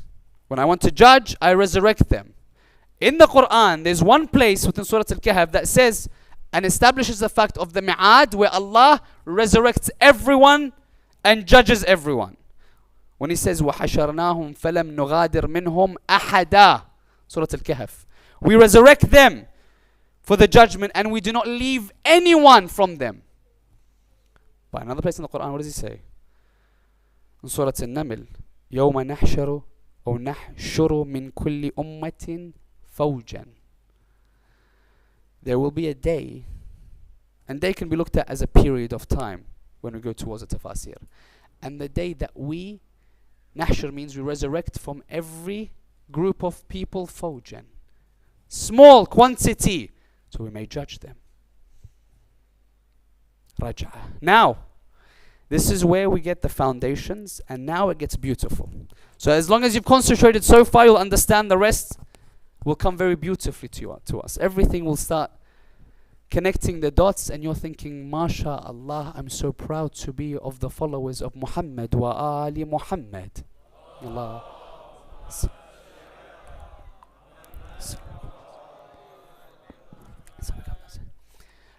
Imam has a companion that comes towards him by the name of Zurara. Zurara, one of the closest companions of Imam al-Sadiq, he would come to him. Look at what he says. He says, Zurara, do you think in the concept that Allah, within the Holy Quran, nothing is by chance. Every single word uttered and every single word written, every single symbol has a meaning and has depth. He says, within the Holy Quran, we understand that souls return back towards Allah. I want to ask you, Zurara, do you think the concept of death and being killed is one of the same or are different? Stay with me. He says, you know better, Yabna Rasulullah. He says, Allah has made a very clear difference between death or dying and being killed. O Zurara, whomever is killed has to return so he may taste death. Everyone that has been killed, O Zurara, needs to return to taste death. Is there a difference with the Holy Quran? He says yes. The verse that we stated earlier. about Rasulullah, وَمَا مُحَمَّدٌ إِلَّا رَسُولٌ قَدْ خَلَتْ مِنْ قَبْلِهِ الرُّسُلُ أَفَإِمْ مَاتَ أَوْ قُتِلْ. Allah makes a difference. أَفَإِمْ مَاتَ أَوْ قُتِلْ. Imam Sadiq, what does he say to Zurara? He says, if you taste being killed, you need to come back to taste death. Why? Because there's a difference. He says, because Allah, again in the Holy Quran states, Surah Al-Ankabut, كُلُّ نَفْسٍ ذَائِقَةٌ, every soul shall taste death, not being killed. Accompanying that, he says, yes, the raj'ah are for those people that will return. What does he say about those that have been killed? They're not dead. What does he say? وَلَا تَحْسَبَنَّ الَّذِينَ قُتِلُوا فِي سَبِيلِ اللَّهِ أَمْوَاتٍ. Do not count those that have been killed in the path of Allah as dead. Nay, they are alive with your Lord seeking sustenance. He says to Zurara, look at the concept there, brothers and sisters, that everyone needs to come back to taste death. And that's why when we have this concept of the shuhada, this concept of the shuhada is a concept that when we really think about it, when we really delve into it, well, we understand to be a shaheed. Shaheed, when we ask someone, anyone, what's a shaheed? We say it's a martyr in the path of Allah. And it's understood, and it's taken, and it's correct. But let's take it to another level. Shuhada, amongst the things that they are gifted, is a high rank. They seek blessings, as an example, a shaheed's body is pure when he's killed. Doesn't need to be purified through ghusl. Amongst the things for a shaheed is the fact that his body in the traditions is preserved. Amongst the things of the shuhada that we mentioned when we looking into the concept of barzakh is that Allah has gifted them a high rank, blessed them, that they can visit their loved ones at any time, anywhere. That there is a gate in heaven that is allocated for the shuhada. So you see, Allah is giving them a high rank, is blessing them on multiple levels. Now let's look at the wording of shaheed. Shaheed comes from 3 letters. Shin, Ha, Dal. The root word we can look at to be shahada. So if you look at shahada, Arabic, what does it shahada mean? To bear witness. So when I say, for example, أشهد أن لا إله إلا الله وأن محمدا رسول الله وأن عليا أمير المؤمنين ولي الله الله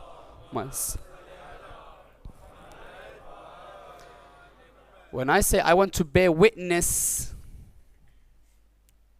be a shaheed for that. I want to bear witness that Allah is one, the Prophet and the Imam. When I bear witness, I need to apply that to my life in order for me to gain the due rewards. Now, when you say I want to bear witness, let's look at the shuhada in that concept, that they bear witness. So let's say the shuhada, Allah is saying, if we take that concept, that I want to gift you the aspect that you are a shaheed, I want you to be a person that witnesses my majesty. That I want you to bear witness my gifts towards you. Amongst the things I want you to witness is the rewards that you have, the position that you have, the different things that I've gifted to you. And amongst the things that I want you to bear witness, what do we say? When you are killed, you return. I want you to bear witness my justice on this world before the next. That when I say that you are a shaheed, one of the visions or the lenses that we can look at them are those people that have died in the path of Allah, will be those that would return alongside Imam Sahib al-Asri wa Zaman to bear witness Allah's kingdom being established. To see Imam Sahib al-Zaman establish the kingdom of Allah, to be the front runners. Taking this concept of the shuhada into perspective, who did we say the first would return? Imam Husayn alayhi salam. Amongst the names of Imam al-Husayn is what? Sayyid al-Shuhada. You see where we're going with this? The concept is there. That when someone comes forward and says, why is it then? Why is it needed? Why? Why can't just Allah subhanahu wa ta'ala in the hereafter just judge everyone, heaven and hell? Question. The reply is what? Is that Allah subhanahu wa ta'ala, when Iblis says to Allah, in the first notion, when Iblis doesn't bow down, the angels prior, what did they say? Are you going to place in it those people that will cause corruption and bloodshed? So if Allah subhanahu wa ta'ala, by him replying towards the angels, you know not what I know, is the establishment of this Khalifa on this earth. Where is the establishment? There is something when we learn about the seerah of Rasulullah sallallahu alayhi wa alihi wa sallam. Allah.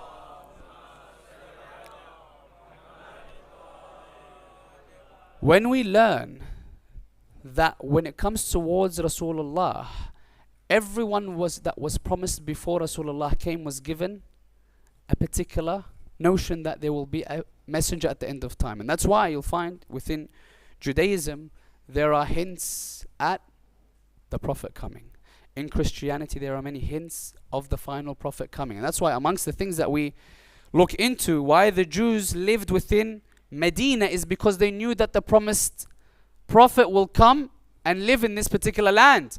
And that's why when they came and opened Medina with open arms, accepting Rasulullah, they thought it was going to be a man that had wealth, possession, come with camels of gold. So when he came, they're like, that's not what we expected. But the understanding there is, when in preparation for the coming of Rasulullah, there were all signs, symbols, irhasat they call them. Signs of the coming of the final Prophet. So they prepared themselves. But the preparation wasn't for Rasulullah coming, it's what he brought with him. Likewise, they say that we have all these signs of the coming of Imam Sahib al-Asri wa Zaman. Allahumma Muhammad. With all these concepts that we have of the coming of our Imam, it's not for just him revealing himself, but it's in preparation for the raj'ah that comes afterwards. And so when we delve into this particular concept that we have, you understand how detailed and in-depth it is, and how little we know, and how much there will be ahead of us amongst the people that will return, in the time of Imam Sahib al-Asri wa Zaman will be the people that died in Karbala. The companions that were killed in Karbala need to return so they may taste death. Amongst the people that will return, Abbas, Zuhair, Habib, Ali al-Akbar, Qasim. They will return so they may see the establishment of Allah's justice and mercy on this world. And likewise the enemies, Yazid, Shimr, Umar ibn Sa'ad would return to see everything that you thought you did, that you thought Allah will not see to it, that you are punished in this world. No, you will return to see the establishment of justice. But the question lies now, if the men have all been killed and they will return, there's a particular 6-month-old in Karbala.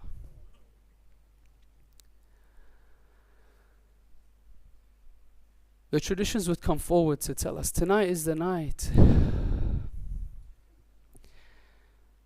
when we talk about what hurt Abu Abdullah. I want you just to keep in your mind tonight, try to shed a tear for Husayn. Try to shed a tear for Abdullah radi'u Ali al-Asghar, that 6-month-old. That they would say, they would come towards the tent, Abu Abdullah, no one's left. No one's left. They would say that Abu Abdullah al-Husayn amongst the tents when he's walking, he can hear a faint cry. A faint cry. He's trying to make out, who's that cry for? Is it one of the women? One of the children? He would enter the tent and he would see it was the noise that was being made from a 6-month-old baby. The traditions would come forward and tell us that the milk was dry. He did not have any milk or water for 3 days. Imagine this child of Abdulla al-Husayn. The traditions would tell us what about this particular child of Abdullah? They would say, look at how descriptive it is. كَانَ يَتَلَظَّى عَطَشًا. You know what that means, brothers and sisters? That this 6-month-old, يَتَلَظَّى, you know when you take a fish out of water? You know how it's struggling, moving, trying to gasp for air? Husayn would say, that's how I saw the 6-month-old. He would try to get anything, try to attach to anyone. That's how his movements were. They would bring the 6-month-old towards Husayn. Husayn, they would say, please, is there no water? Imagine, just go and try to get water from the enemies. If they're not going to give the elders water in fairness that they would fight them with strength, then give them this 6-month-old. 6 months. They would say, Husayn, he's trying to go out towards the enemies. Husayn had notions. When he'd go out to fight, he'd be on a horse. When he'd go out to preach to them, he would be on a camel. But this time they would say that Husayn was walking by himself towards the enemies. No horse, no camel. Where would he put Abdullah? Where would he put Ali al-Asghar? That 6-month-old in the heat, Husayn would put that 6-month-old under his garments, lest the sun would affect him. Ya Aba Abdullah. So they're looking, Husayn, what's he doing?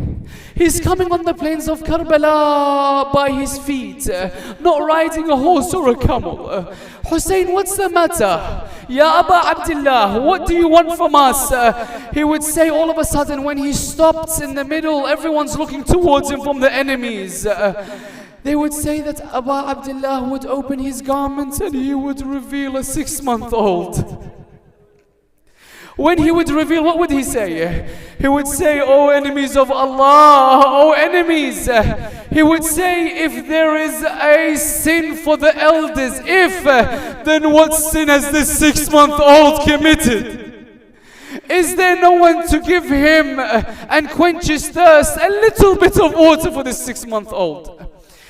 If you're afraid that you give me path towards the water that you're afraid I will drink, let me put this 6-month-old on the heat of the desert. You come and take him. You give him water. I won't take him towards the water river. They would say what? That the army of Umar ibn Sa'd would split in half. Of them that would say what? Of them that would say, Ya Mu'mineen, why is it that we're not giving them water? He's 6 months old. Give him water. The other people, what would they say? They would say, do not leave from this holy family even a 6-month-old. Kill them. They would say the army would fight amongst themselves. When they would fight amongst themselves, they would say that Umar ibn Sa'd looks towards someone by the name of Harmala. He would say, Harmala, the people are fighting. I'm afraid there will be disunity amongst the camp. Oh Harmala, اقطع نزاع القوم. Silence them, oh Harmala. Mukhtar, when he captures Harmala, you know what he says? He says, Harmala, what did you do on the 10th of Muharram? Tell me. He would say what? He says, in the 10th of Muharram, I struck 7 arrows. 4 of those arrows missed, and 3 of them actually hurt. 3 of them went where I wanted them to go. Mukhtar would say, oh Harmala, what 3 were they? He would say, the first of which, oh Mukhtar, is the arrow that I struck, the eye of Abbas. He would say the first arrow that I struck was in the eye of Abu Fadl. He would say, what about the second? He said, the second arrow that I struck, oh Mukhtar, is the arrow that struck the heart of Abu Abdullah. He would say that particular one hurt. Why? Because Husayn tried to remove it from the front. He could not. Husayn had to remove it from his behind. From his back, he had to remove the arrow. He says, oh Harmala, what about the third? He would say, the third is the one that hurt me. The third is the one that was having 3 heads. The arrow that we would use to kill camels. He says, who did you strike with the arrow? He said, on the plains of Karbala, I saw Husayn lifting a 6-month-old, that I saw Husayn's armpits. I would say towards Umar ibn Sa'd, Umar, shall I strike Husayn or should I strike the baby? He would say, Harman, strike the baby. He says, I put the arrow in the bow. He says, I took it back. I allowed it to be released from the bow. As the arrow is in the air, Husayn's lifting a 6-month-old. They would say, all of a sudden, the arrow would strike the neck of a 6-month-old. I want you to imagine how delicate is the body of a 6-month-old. How soft is the hands. How beautiful is the face. I want you to think, when you have your child that's 6 months old, when that 6-month-old would be in pain, how would he look at you? He wouldn't look at anyone else. He'd look at his mother. He'd look towards his father. He would say, oh my mother, oh my father, I feel pain. I am hurt. Help me. They would say when the arrow struck the neck of the 6-month-old, he can feel pain, but he doesn't know where it's coming from. They would say he would flap his hands, flap his legs because of the pain in the hands of Abdulla. They would say he doesn't know what to do in his final moments. That 6-month-old, what would he do? He would embrace and hug the neck of his father Husayn. When he would hug the neck of Abu Abdullah, I want you to put your position in the position of Husayn in Karbala. He's looking, shall I bury him here? Shall I take the 6-month-old back towards his mother? How shall I show him a 6-month-old with an arrow in his neck? What would Husayn do? They would say he would stand there in Karbala, not moving.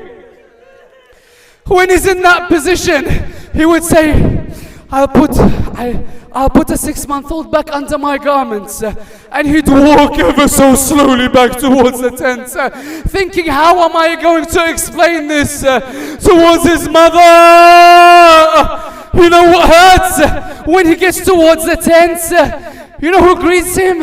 A young Sukaina. You know what Sukaina says? She says, Father, I no longer hear my brother crying. Did they give him water? I can't hear him crying anymore. Oh, my father Husayn, did they give him the water? Is that why I can't hear him crying any longer? They would say Husayn would remove his garments. Sukaina would see the arrow in the neck. She says, cover him, oh my father. I cannot handle it. It would say, call me Zainab. Zainab would come. Brother Husayn, who is the 6-month-old. He would take it, give it towards Zainab. Zainab would say, what have you given me? What have you given me, Abu Abdullah? How will I show his mother that's rocking an empty cradle? What should I say? You know what the biggest tragedy is, brothers and sisters? They would say Husayn would only bury one person that day. One person. He would go behind the tents and with the edge of his sword he would remove the sands. He would place a young 6-month-old in the sands. Ya Abu Abdullah, how did you put the sand on the face? How? How could you bear to put the hot sand on the beautiful neck that was here? Ya Abu Abdullah, they would say, after the chest of Abu Abdullah was trampled, this is where the tragedy is. Let your tears run now, brothers and sisters. They would say they're trying to go towards Kufa. They would say everyone in the army was ready to move except one group of people. Umar ibn Sa'd would say, why do you not move? You know what they would say? They would say, oh Umar, everyone is going towards Yazid, having a head on a spear. Everyone's going. We don't have a head on a spear. He would say, I looked at everyone. I've decapitated everyone. I've removed everyone's head from their body. I've put it on a spear. He says there's no more bodies there in Karbala. Then what does he say? He says, I remember Husayn going behind the tent. He says, he went behind the tent. He says, I know he buried a 6-month-old. He doesn't dig up the sand. What does he do? He has a spear in his hand. What does he do? He strikes the sand with the spear. Nothing comes up. Strikes it again. Nothing comes up. He continues striking until once, when he's striking, something comes up. You know what came up? A 6-month-old. How does he remove the head from the body? How? What was left from the neck that was severed with that 3-pointed arrow? How did he remove the head? How did he place the head of a 6-month-old on a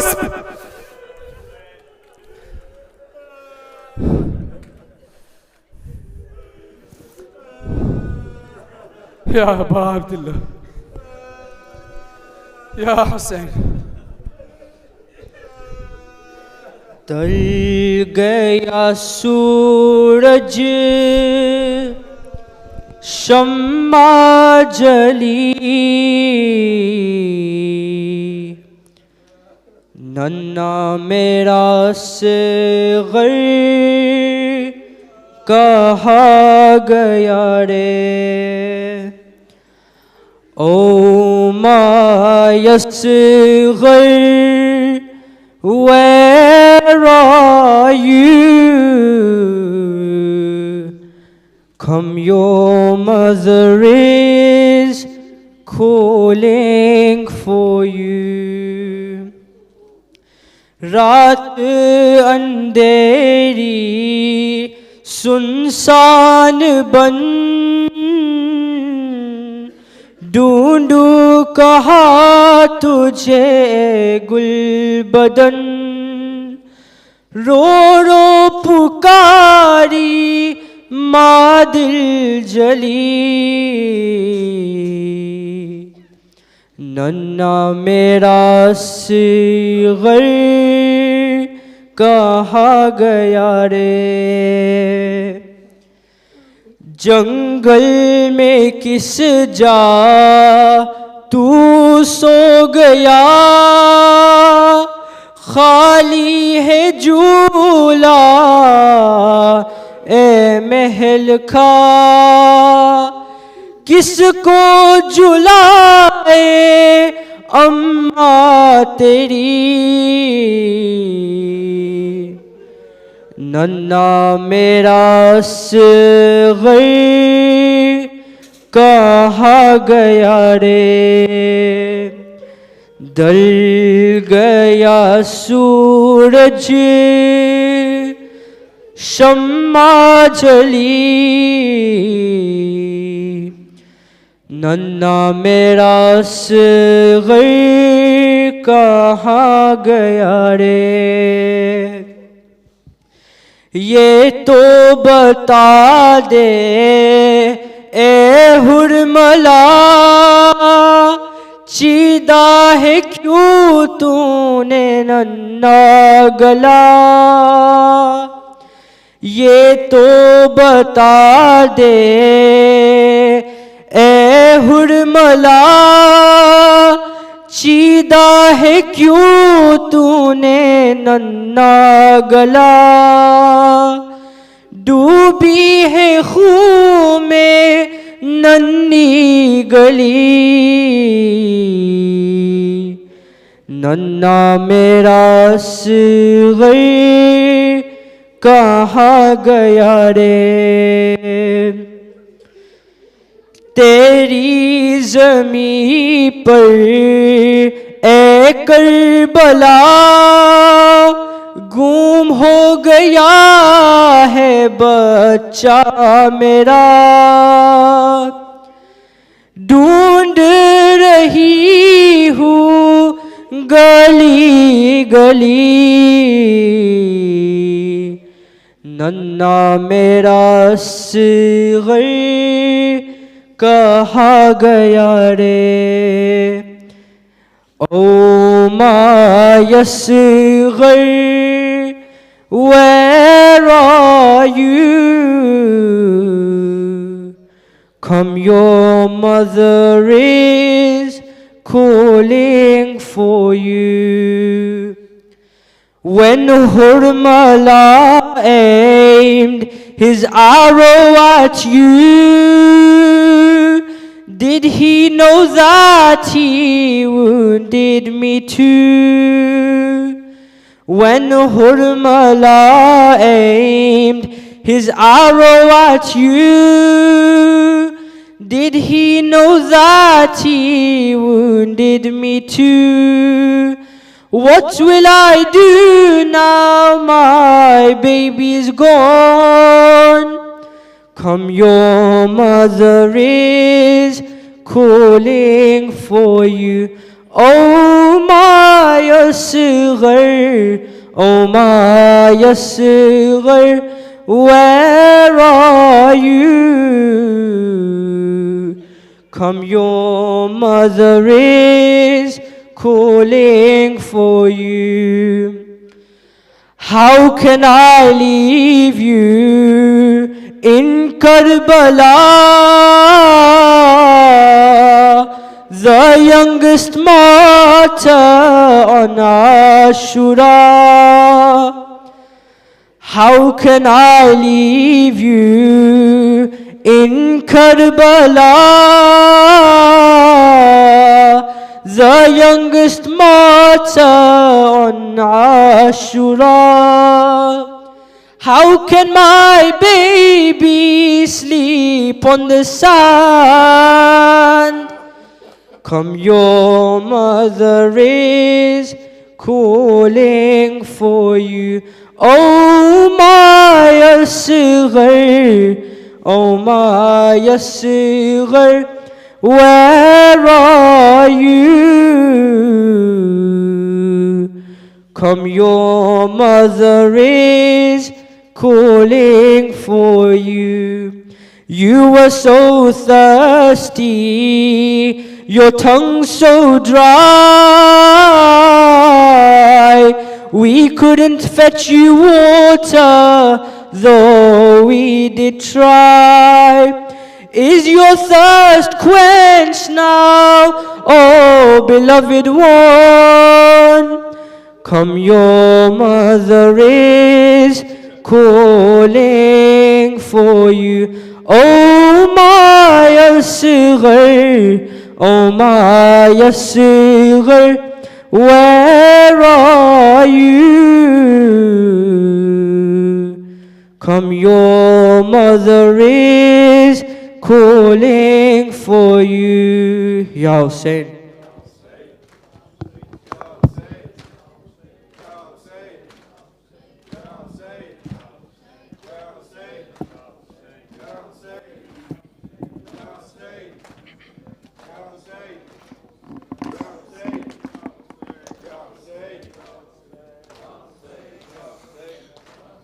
یا حسین یا حسین یا حسین یا حسین یا حسین یا حسین یا حسین یا حسین یا حسین یا حسین.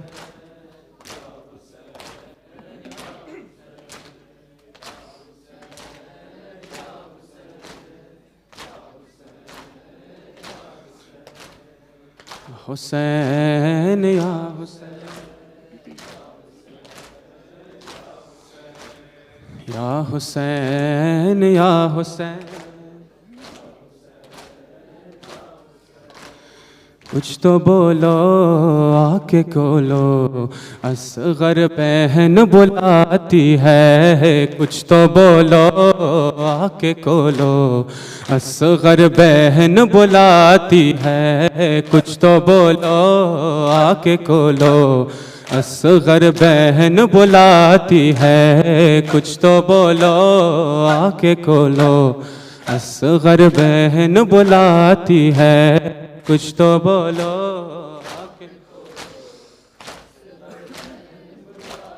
ماشاءاللہ. کچھ تو بولو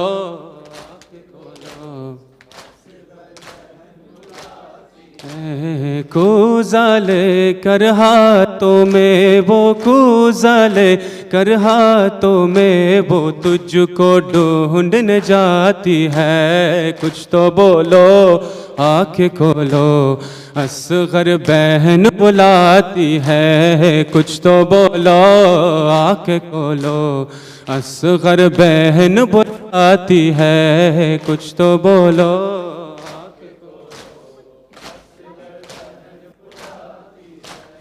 کچھ تو بولو نہ بلاتی ہے. کچھ تو بولو آکے کھولو. پانی جب پایا پیاسوں نے اے لال کلے جا تام لیا. اے لال کلے جا تام لیا. تیری ہمشیر سکینہ نے یہ کہہ کر تیرا نام لیا. اے میرے جارن سے آؤ اصغر بہن بلاتی ہے. کچھ تو بولو آنکھیں کھولو اصغر بہن بلاتی ہے. کچھ تو بولو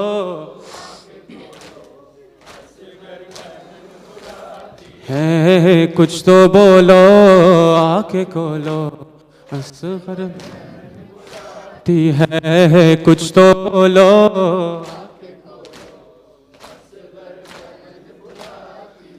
پانی نہ ملا اے لال تجھے اور تیر سے تیری پیاس بجھی. اور تیر سے تیری پیاس بجھی.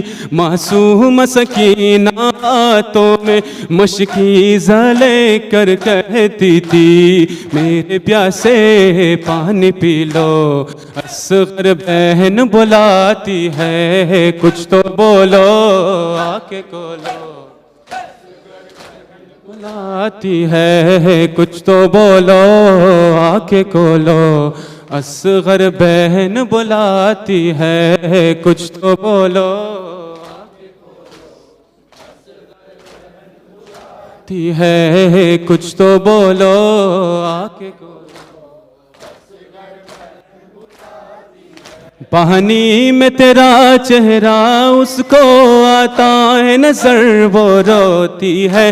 آتا ہے نظر وہ روتی ہے. پہلائے ابا کے دامن کو ہمشیر فغائے کرتی ہے. میں پریشان ہوں صدا دو اصغر بہن بلاتی ہے. کچھ تو بولو آنکھیں کھولو اصغر بہن بلاتی ہے. کچھ تو بولو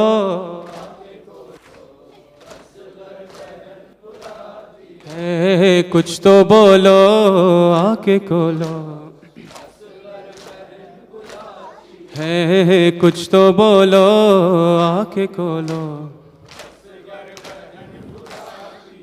پانی اور مشک میرے بچے منسوب ہوئے دونوں تجھ سے. منسوب ہوئے دونوں تجھ سے، کہتی ہے بہن وہ تشنہ دہن، سوتا ہے خفا ہو کر مجھ سے، کیوں خفا ہو پانی پی لو، اصغر بہن بلاتی ہے کچھ تو بولو، آنکھیں کھولو،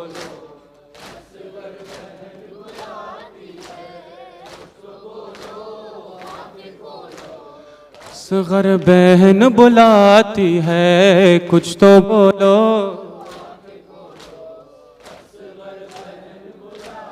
ہے کچھ تو بولو، آنکھیں کھولو،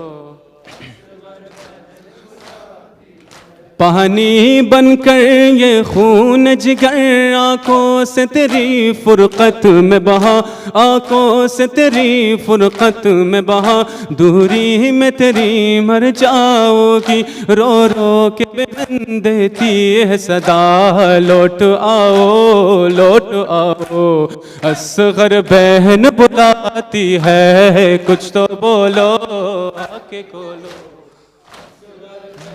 بلاتی ہے کچھ تو بولو، آنکھیں کھولو، اصغر بہن بلاتی ہے کچھ تو بولو، آنکھیں کھولو، اصغر بہن بلاتی ہے کچھ تو بولو، آنکھیں کھولو،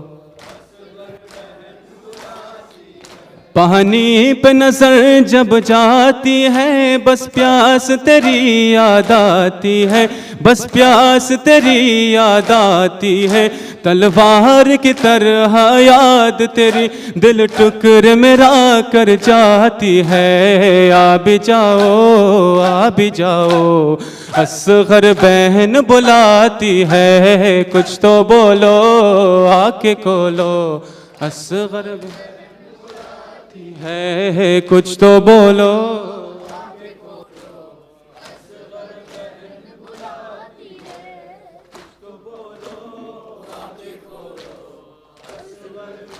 بلاتی ہے کچھ تو بولو،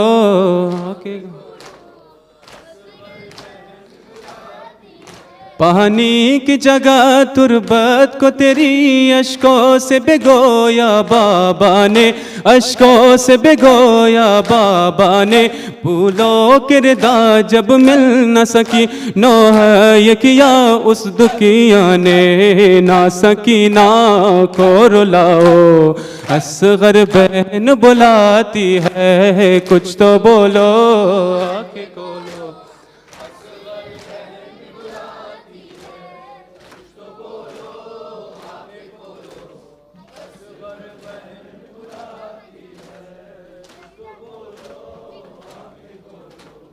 یا حسین یا حسین یا حسین،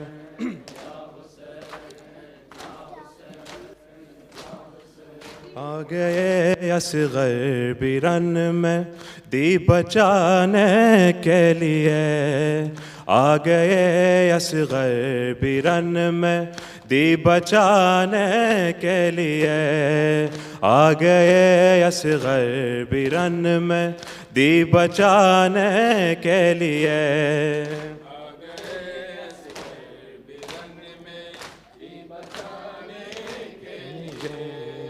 انبیاء کا میں ہوں ناصر، انبیاء کا میں ہوں ناصر، یہ بتانے کے لیے، آ گئے اصغر برن میں دی بچانے کے لیے، آ گئے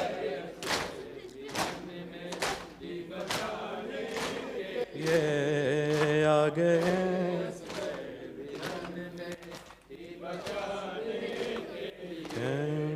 حرملا تیری کما کو توڑ کے رکھ دوں گا میں، حرملا تیری کما کو توڑ کے رکھ دوں گا میں، آیا ہوں میں نام تیرا، آیا ہوں میں نام تیرا ہی مٹانے کے لیے، آ گئے اصغر برن میں دی بچانے کے لیے،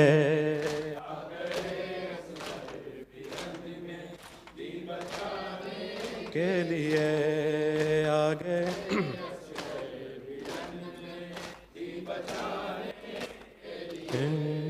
جب کما حرمل کی دیکھی بولی خیموں سے رباب. جب کما حرمل کی دیکھی بولی خیموں سے رباب. اب رہو تیار اصغر, اب رہو تیار اصغر, تیر کھانے کے لیے آ گئے اصغر. بیرن میں تی بچانے کے لیے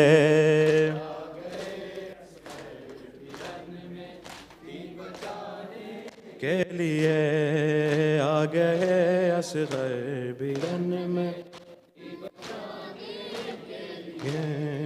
حشر تک کرتی رہے گی انتظاروں میں رباب. حشر تک کرتی رہے گی انتظاروں میں رباب. گود میں جھولے کے عادی, گود میں جھولے کے عادی کو جھلانے کے لیے آ گئے اصغر. بیرن میں تی بچانے کے لیے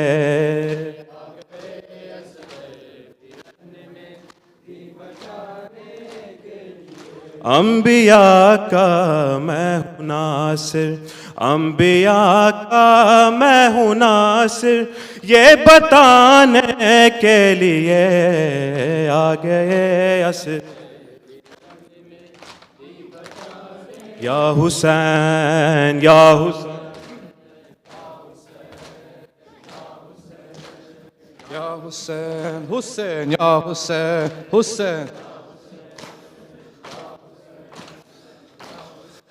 آئیں گے مولا منتقم, آئیں گے مولا منتقم, آئیں گے مولا منتقم, آئیں گے مولا منتقم, آئیں گے مولا منتقم, آئیں گے مولا منتقم, آئیں گے مولا منتقم, آئیں گے مولا. یہ ماتم کرو دعائیں کرو, سنو غور سے صدائے سنو, قبرون اے مومنو. آئیں گے مولا منتقم, آئیں گے مولا منتقم, آئیں گے مولا منتقم, آئیں. وہ ہے بنا کے رے خدا, وہ ہے علی کا لاڈلا, مشکل کشا شیر خدا, ٹوٹے دلوں کا آسرا. یہ ماتم کرو دعائیں کرو, سنو غور سے صدائے سنو, قبرون اے مومنو. آئیں گے مولا منتقم, آئیں گے مولا منتقم, آئیں گے مولا منتقم, آئیں گے مولا منتقم, آئیں گے مولا منتقم. پوچھیں گے وہ اے ظالموں کیا جرم تھا مظلوم کا, حیوان بھی پیتے رہے وہ آب سے محروم تھا. یہ ماتم کرو دعائیں کرو, سنو غور سے صدائیں سنو, قبرون اے مومنو. آئیں گے مولا منتقم, آئیں گے مولا منتقم, آئیں گے مولا منتقم, آئیں گے مولا منتقم, آئیں گے مولا منتقم. کائے تماچے درچی نے لیتی رہی وہ سسکیا, کیوں شام کی بازار میں رل گئے علی کی بیٹیاں. یہ ماتم کرو دعائیں کرو سنو غور سے صدا یہ سنو کب رونا ہے مومنو.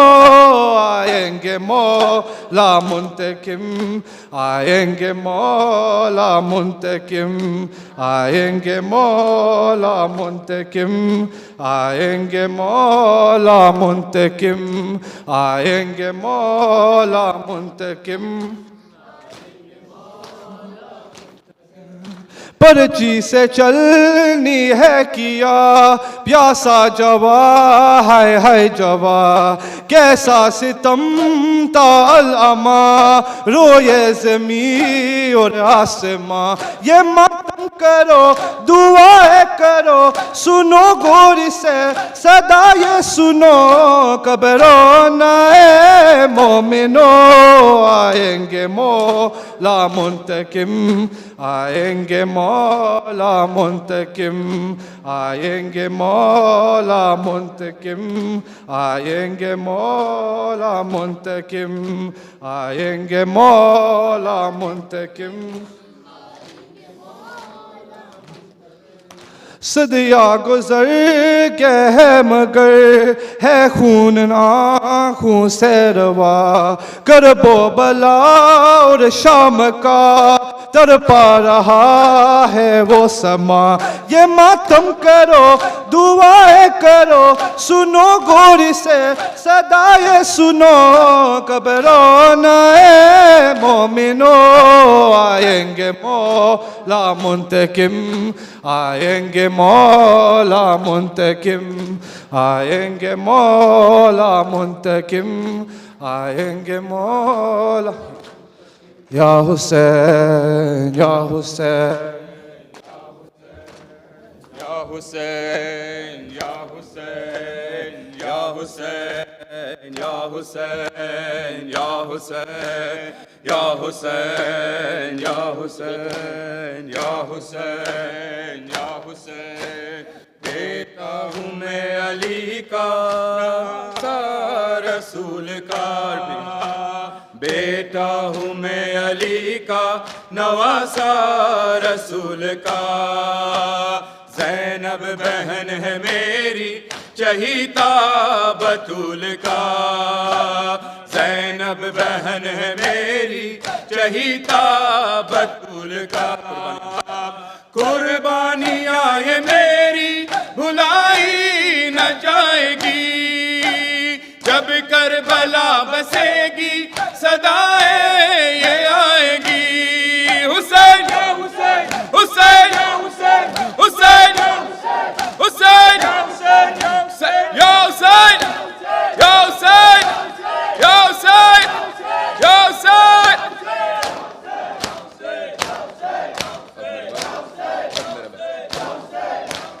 اب میرے بعد اہل حرم دکھ اٹھائیں گے اب میرے بعد اہل حرم دکھ اٹھائیں گے.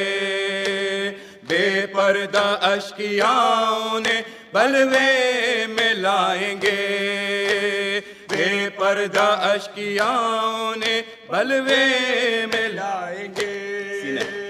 سینے پہ سونے والی تماچے جو کھائے گی مجھ کو صدائیں دے گی چچا کو بلائیں گی. عباس عباس عباس یا عباس یا عباس یا عباس یا عباس یا عباس یا عباس. عابد بیمار تھا وہ عابد بیمار تھا چلنے سے جو لاچار تھا چلنے سے جو وہ عابد تھا وہ عابد بیمار تھا چلنے سے جو لاچار تھا. اور شام کا بازار تھا اور شام کا بازار تھا اور مصطفیٰ کی بیٹیاں مولا امام یا حسن یا حسین مولا یا حسن یا حسین یا حسن یا حسین یا حسین یا حسین یا حسین یا حسین وہ اصغر بے چیر تھا وہ اصغر بے شیر تھا اور حرملا کا تیر تھا اور حرملا کا تیر تھا پیاسا گلا کیوں کر کٹا پیاسا گلا کیوں کر کٹا لڑتی زمین اور آسمان مولا حق امام یا حسن یا حسین مولا حق امام یا حسن یا حسین مولا حق امام یا حسن یا حسین یا حسین یا حسین یا حسین یا حسین یا حسین یا حسین یا حسین یا حسین یا حسین یا حسین یا حسین یا حسین یا حسین یا حسین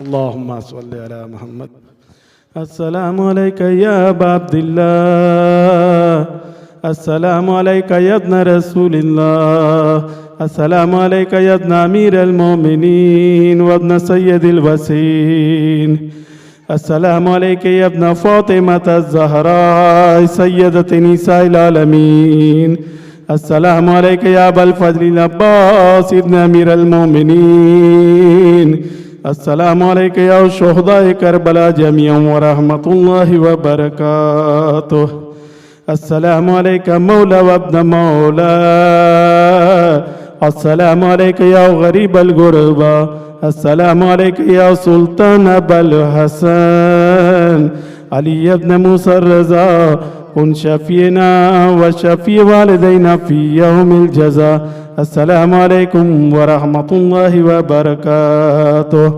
السلام عليك مولانا يا صاحب الأسر والزمان الأمان الأمان الأمان من فتنة الزمان السلام عليك يا شريك القرآن السلام عليك يا خليفة الرحمن السلام عليك يا إمام الإنس والجان أجل الله تعالى فرجك وسهل الله تعالى مخرجك وظهورك وجعل من أنصارك وأعوانك ورحمة الله وبركاته بسم الله الرحمن الرحيم اللهم كن لوليك الحجة ابن الحسن صلواتك عليه وعلى آبائه في هذه الساعة وفي كل ساعة وليا وحافظا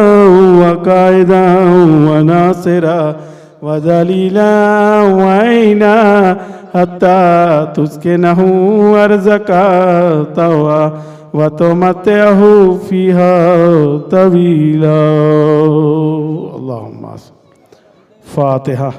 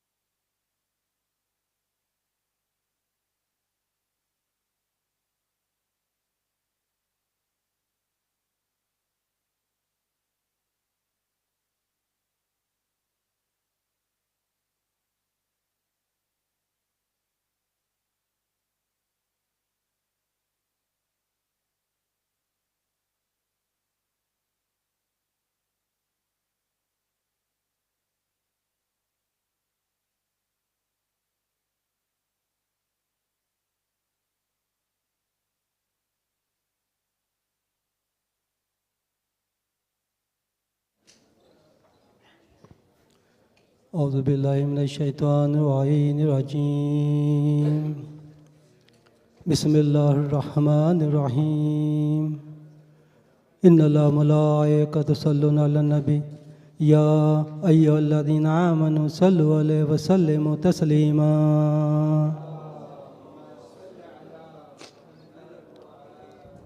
سبحان الله والحمد لله ولا إله إلا الله والله أكبر ولله الحمد الله أكبر الله أكبر الله أكبر الله أكبر أشهد أن لا إله إلا الله أشهد أن لا إله إلا الله أشهد أن محمد رسول الله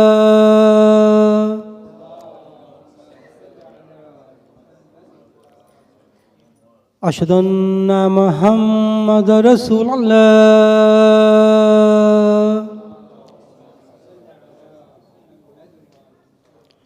أشهد أن أمير المؤمنين وإمام المتقين علي ولي الله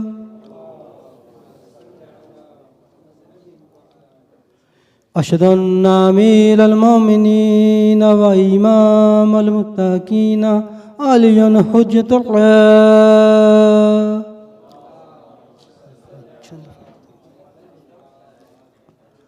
حي على الصلاة حي على الصلاة حي على الفلاح حي على الفلاح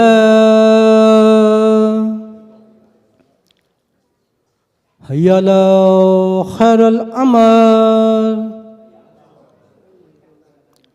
حي على خير الأمل الله أكبر الله أكبر لا إله إلا الله لا إله إلا الله على محمد وآل محمد بسم الله الرحمن الرحيم اللهم اجعل قلبي بارا وعملي سارا وعيشي قارا ورزقي دارا وأولادي أبرارا واجعل لي عند قبر نبيك محمد المصطفى صلى الله عليه وآله وسلم مستقرا وقرارا برحمتك يا أرحم الراحمين. أعوذ بالله من الشيطان الرجيم بسم الله الرحمن الرحيم الله أكبر الله أكبر أشهد أن لا إله إلا الله أشهد أن لا إله إلا الله أشهد أن محمد رسول الله اللهم صل على محمد أشهد أن محمد رسول الله اللهم صل على أشهد أن عليا ولي الله اللهم صل على محمد أشهد أن عليا حجة الله اللهم صل على حي على الصلاة حي على الصلاة حي على الفلاح حي على الفلاح حي على خير العمل حي على خير العمل قد قامت الصلاة قد قامت الصلاة الله أكبر الله أكبر لا إله إلا الله إني وجهت وجهي الذي فطر السماوات والأرض حنيفا وما أنا من المشركين إن صلاتي ونسكي ومحياي ومماتي لله رب العالمين استغفر الله ربي من كل ذنب وأتوب إليه.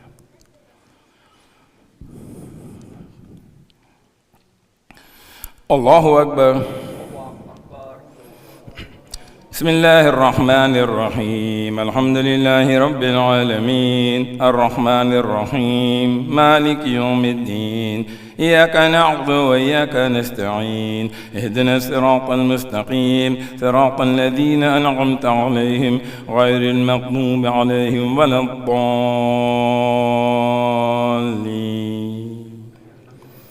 بسم الله الرحمن الرحيم إذا زلزلت الأرض زلزالها وأخرجت الأرض أثقالها وقال الإنسان ما لها يومئذ تحدث أخبارها بأن ربك أوحى لها يومئذ يصدر الناس أشتاتا ليروا أعمالهم فمن يعمل مثقال ذرة خيرا يره ومن يعمل مثقال ذرة شرا يره.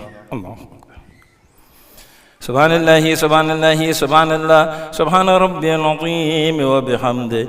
اللهم صل على محمد وآل محمد. سمع الله لمن حمده. الله أكبر. سبحان الله سبحان الله سبحان الله سبحان ربي الأعلى وبحمده. اللهم صل على محمد وآل محمد. الله أكبر. استغفر الله ربي وأتوب. الله أكبر. سبحان الله سبحان الله سبحان الله سبحان ربي الأعلى وبحمده. اللهم صل على محمد وآل محمد. الله أكبر. بحول الله وقوته وقوموا. بسم الله الرحمن الرحيم الحمد لله رب العالمين الرحمن الرحيم مالك يوم الدين إياك نعبد وإياك نستعين اهدنا الصراط المستقيم صراط الذين أنعمت عليهم غير المغضوب عليهم ولا الضالين.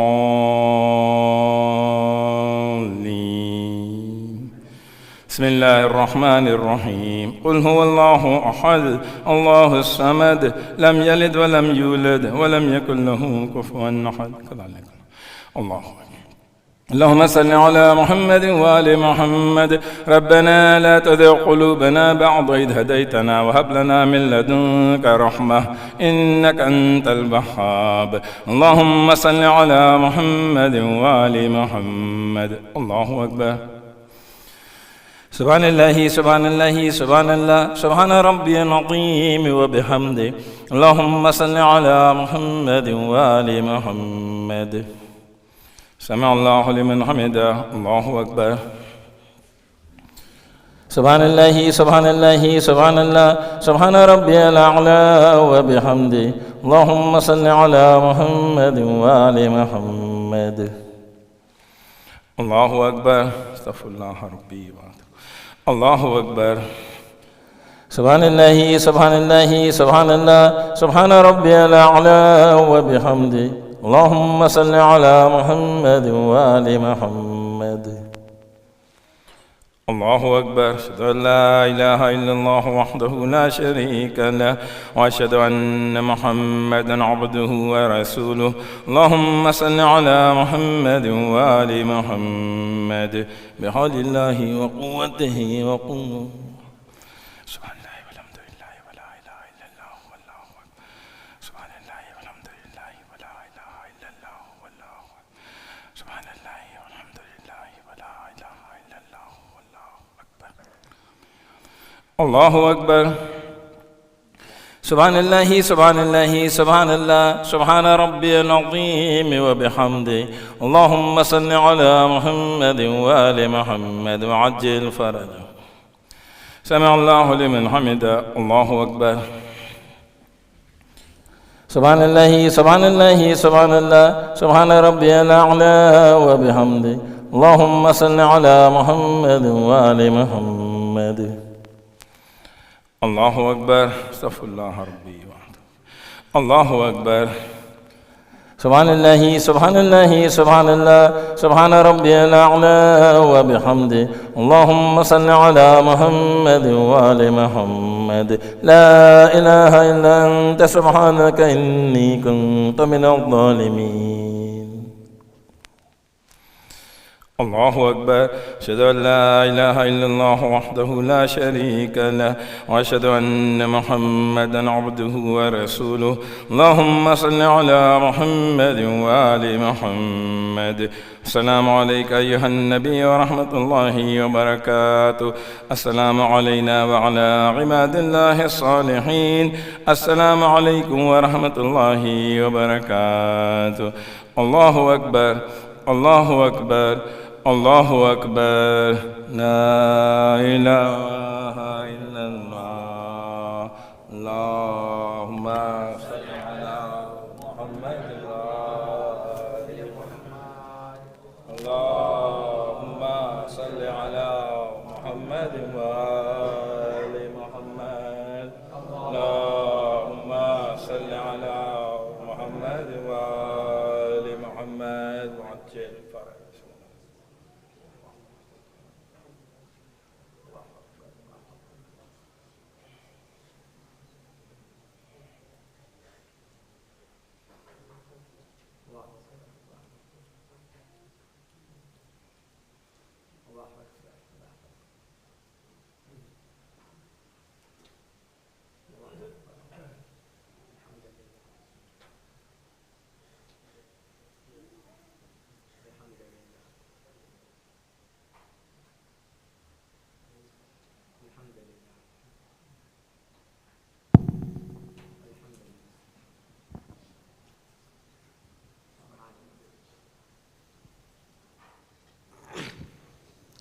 بسم الله الرحمن الرحيم.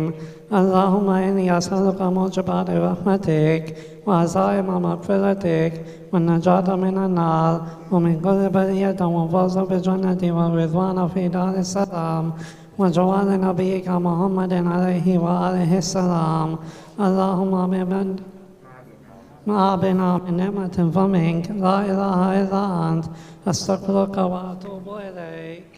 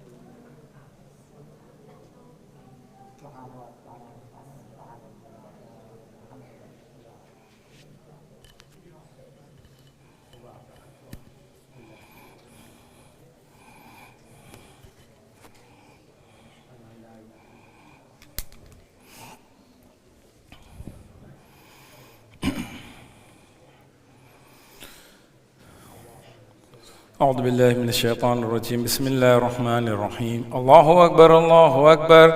أشهد أن لا إله إلا الله، أشهد أن لا إله إلا الله، أشهد أن محمدا رسول الله. صل على أشهد أن محمدا رسول الله. اللهم صل على أشهد أن عليا ولي الله. اللهم صل على أشهد أن عليا حجة الله. اللهم صل على حي على الصلاة، حي على الصلاة، حي على الفلاح، حي على الفلاح، حي على خير العمل، حي على خير العمل. قد قامت الصلاة، قد قامت الصلاة. الله أكبر الله أكبر. لا إله إلا الله. وجهت وجهي الذي فطر السماوات والأرض حنيفا وما أنا من المشركين. صلاتي ونسكي ومحياي ومماتي لله. استغفر الله ربي من كل ذنب وأتوب.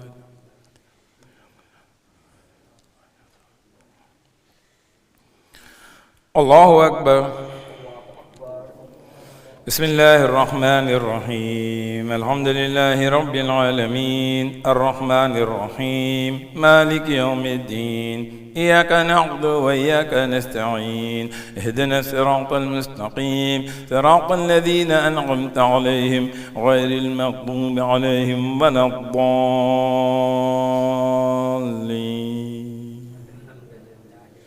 بسم الله الرحمن الرحيم. إنا أنزلناه في ليلة القدر وما أدراك ما ليلة القدر. ليلة القدر خير من 1000 شهر.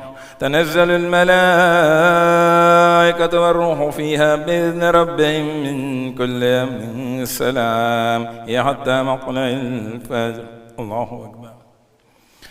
سبحان الله سبحان الله سبحان الله سبحان ربي العظيم وبحمده. اللهم صل على محمد وآل محمد. سمع الله لمن حمده. الله أكبر. سبحان الله سبحان الله سبحان الله سبحان ربي الأعلى وبحمده. اللهم صل على محمد وآل محمد. الله أكبر. استغفر الله ربي وأتوب. الله أكبر. سبحان الله سبحان الله سبحان الله سبحان ربي الأعلى وبحمده. اللهم صل على محمد وآل محمد. الله أكبر. بحول الله وقوته وقوموا. بسم الله الرحمن الرحيم. الحمد لله رب العالمين الرحمن الرحيم مالك يوم الدين. إياك نعبد وإياك نستعين. اهدنا الصراط المستقيم صراط الذين أنعمت عليهم غير المغضوب عليهم ولا الضالين. بسم الله الرحمن الرحيم. قل هو الله أحد الله الصمد لم يلد ولم يولد ولم يكن له كفوا أحد. كذلك الله. اللهم صل على محمد وآل محمد. ربنا آتنا في الدنيا حسنة وفي الآخرة حسنة وقنا عذاب النار. رب ارحمهما كما ربياني صغيرا. اللهم صل على محمد وآل محمد. الله أكبر. سبحان الله سبحان الله سبحان الله سبحان ربي العظيم وبحمده. اللهم صل على محمد وآل محمد. سمع الله لمن حمده. الله أكبر. سبحان الله سبحان الله سبحان الله سبحان ربي الأعلى وبحمده. اللهم صل على محمد وآل محمد. الله أكبر. استغفر الله ربي وأتوب. الله أكبر. سبحان الله سبحان الله سبحان الله سبحان ربي الأعلى وبحمده. اللهم صل على محمد وآل محمد. الله أكبر. أشهد أن لا إله إلا الله وحده لا شريك له وأشهد أن محمدا عبده ورسوله. اللهم صل على محمد وآل محمد بحول الله وقوته. سبحان الله والحمد لله ولا إله إلا الله والله أكبر. سبحان الله والحمد لله ولا إله إلا الله والله أكبر. سبحان الله والحمد لله ولا إله إلا الله والله أكبر. الله أكبر. سبحان الله سبحان الله سبحان الله سبحان ربي العظيم وبحمده. اللهم صل على محمد وآل محمد. سمع الله لمن حمده. الله أكبر. سبحان الله سبحان الله سبحان الله سبحان ربي الأعلى وبحمده. اللهم صل على محمد وآل محمد. الله أكبر. استغفر الله ربي وأتوب. الله أكبر. سبحان الله سبحان الله سبحان الله سبحان ربي الأعلى وبحمده. اللهم صل على محمد وآل محمد. الله أكبر. بحول الله وقوته وقومه. سبحان الله والحمد لله ولا إله إلا الله والله أكبر. سبحان الله والحمد لله ولا إله إلا الله والله. سبحان الله والحمد لله ولا إله إلا الله والله أكبر. الله أكبر. سبحان الله سبحان الله سبحان الله سبحان ربي العظيم وبحمده. اللهم صل على محمد وآل محمد وعجل فرجه. سمع الله لمن حمده. الله أكبر. سبحان الله سبحان الله سبحان الله سبحان ربي الأعلى وبحمده. اللهم صل على محمد وآل محمد. الله أكبر. استغفر الله ربي وأتوب. الله أكبر. سبحان الله سبحان الله سبحان الله سبحان ربي الأعلى وبحمده. اللهم صل على محمد وآل محمد. يا من له الدنيا والآخرة ارحم من ليس له الدنيا والآخرة. الله أكبر. أشهد أن لا إله إلا الله وحده لا شريك له وأشهد أن محمدا عبده ورسوله. اللهم صل على محمد وآل محمد. السلام عليك أيها النبي ورحمة الله وبركاته. السلام علينا وعلى عباد الله الصالحين. السلام عليكم ورحمة الله وبركاته. الله أكبر. الله أكبر. الله أكبر. لا إله إلا الله. اللهم صل على آل محمد. اللهم صل على محمد وآل محمد. اللهم صل على محمد وآل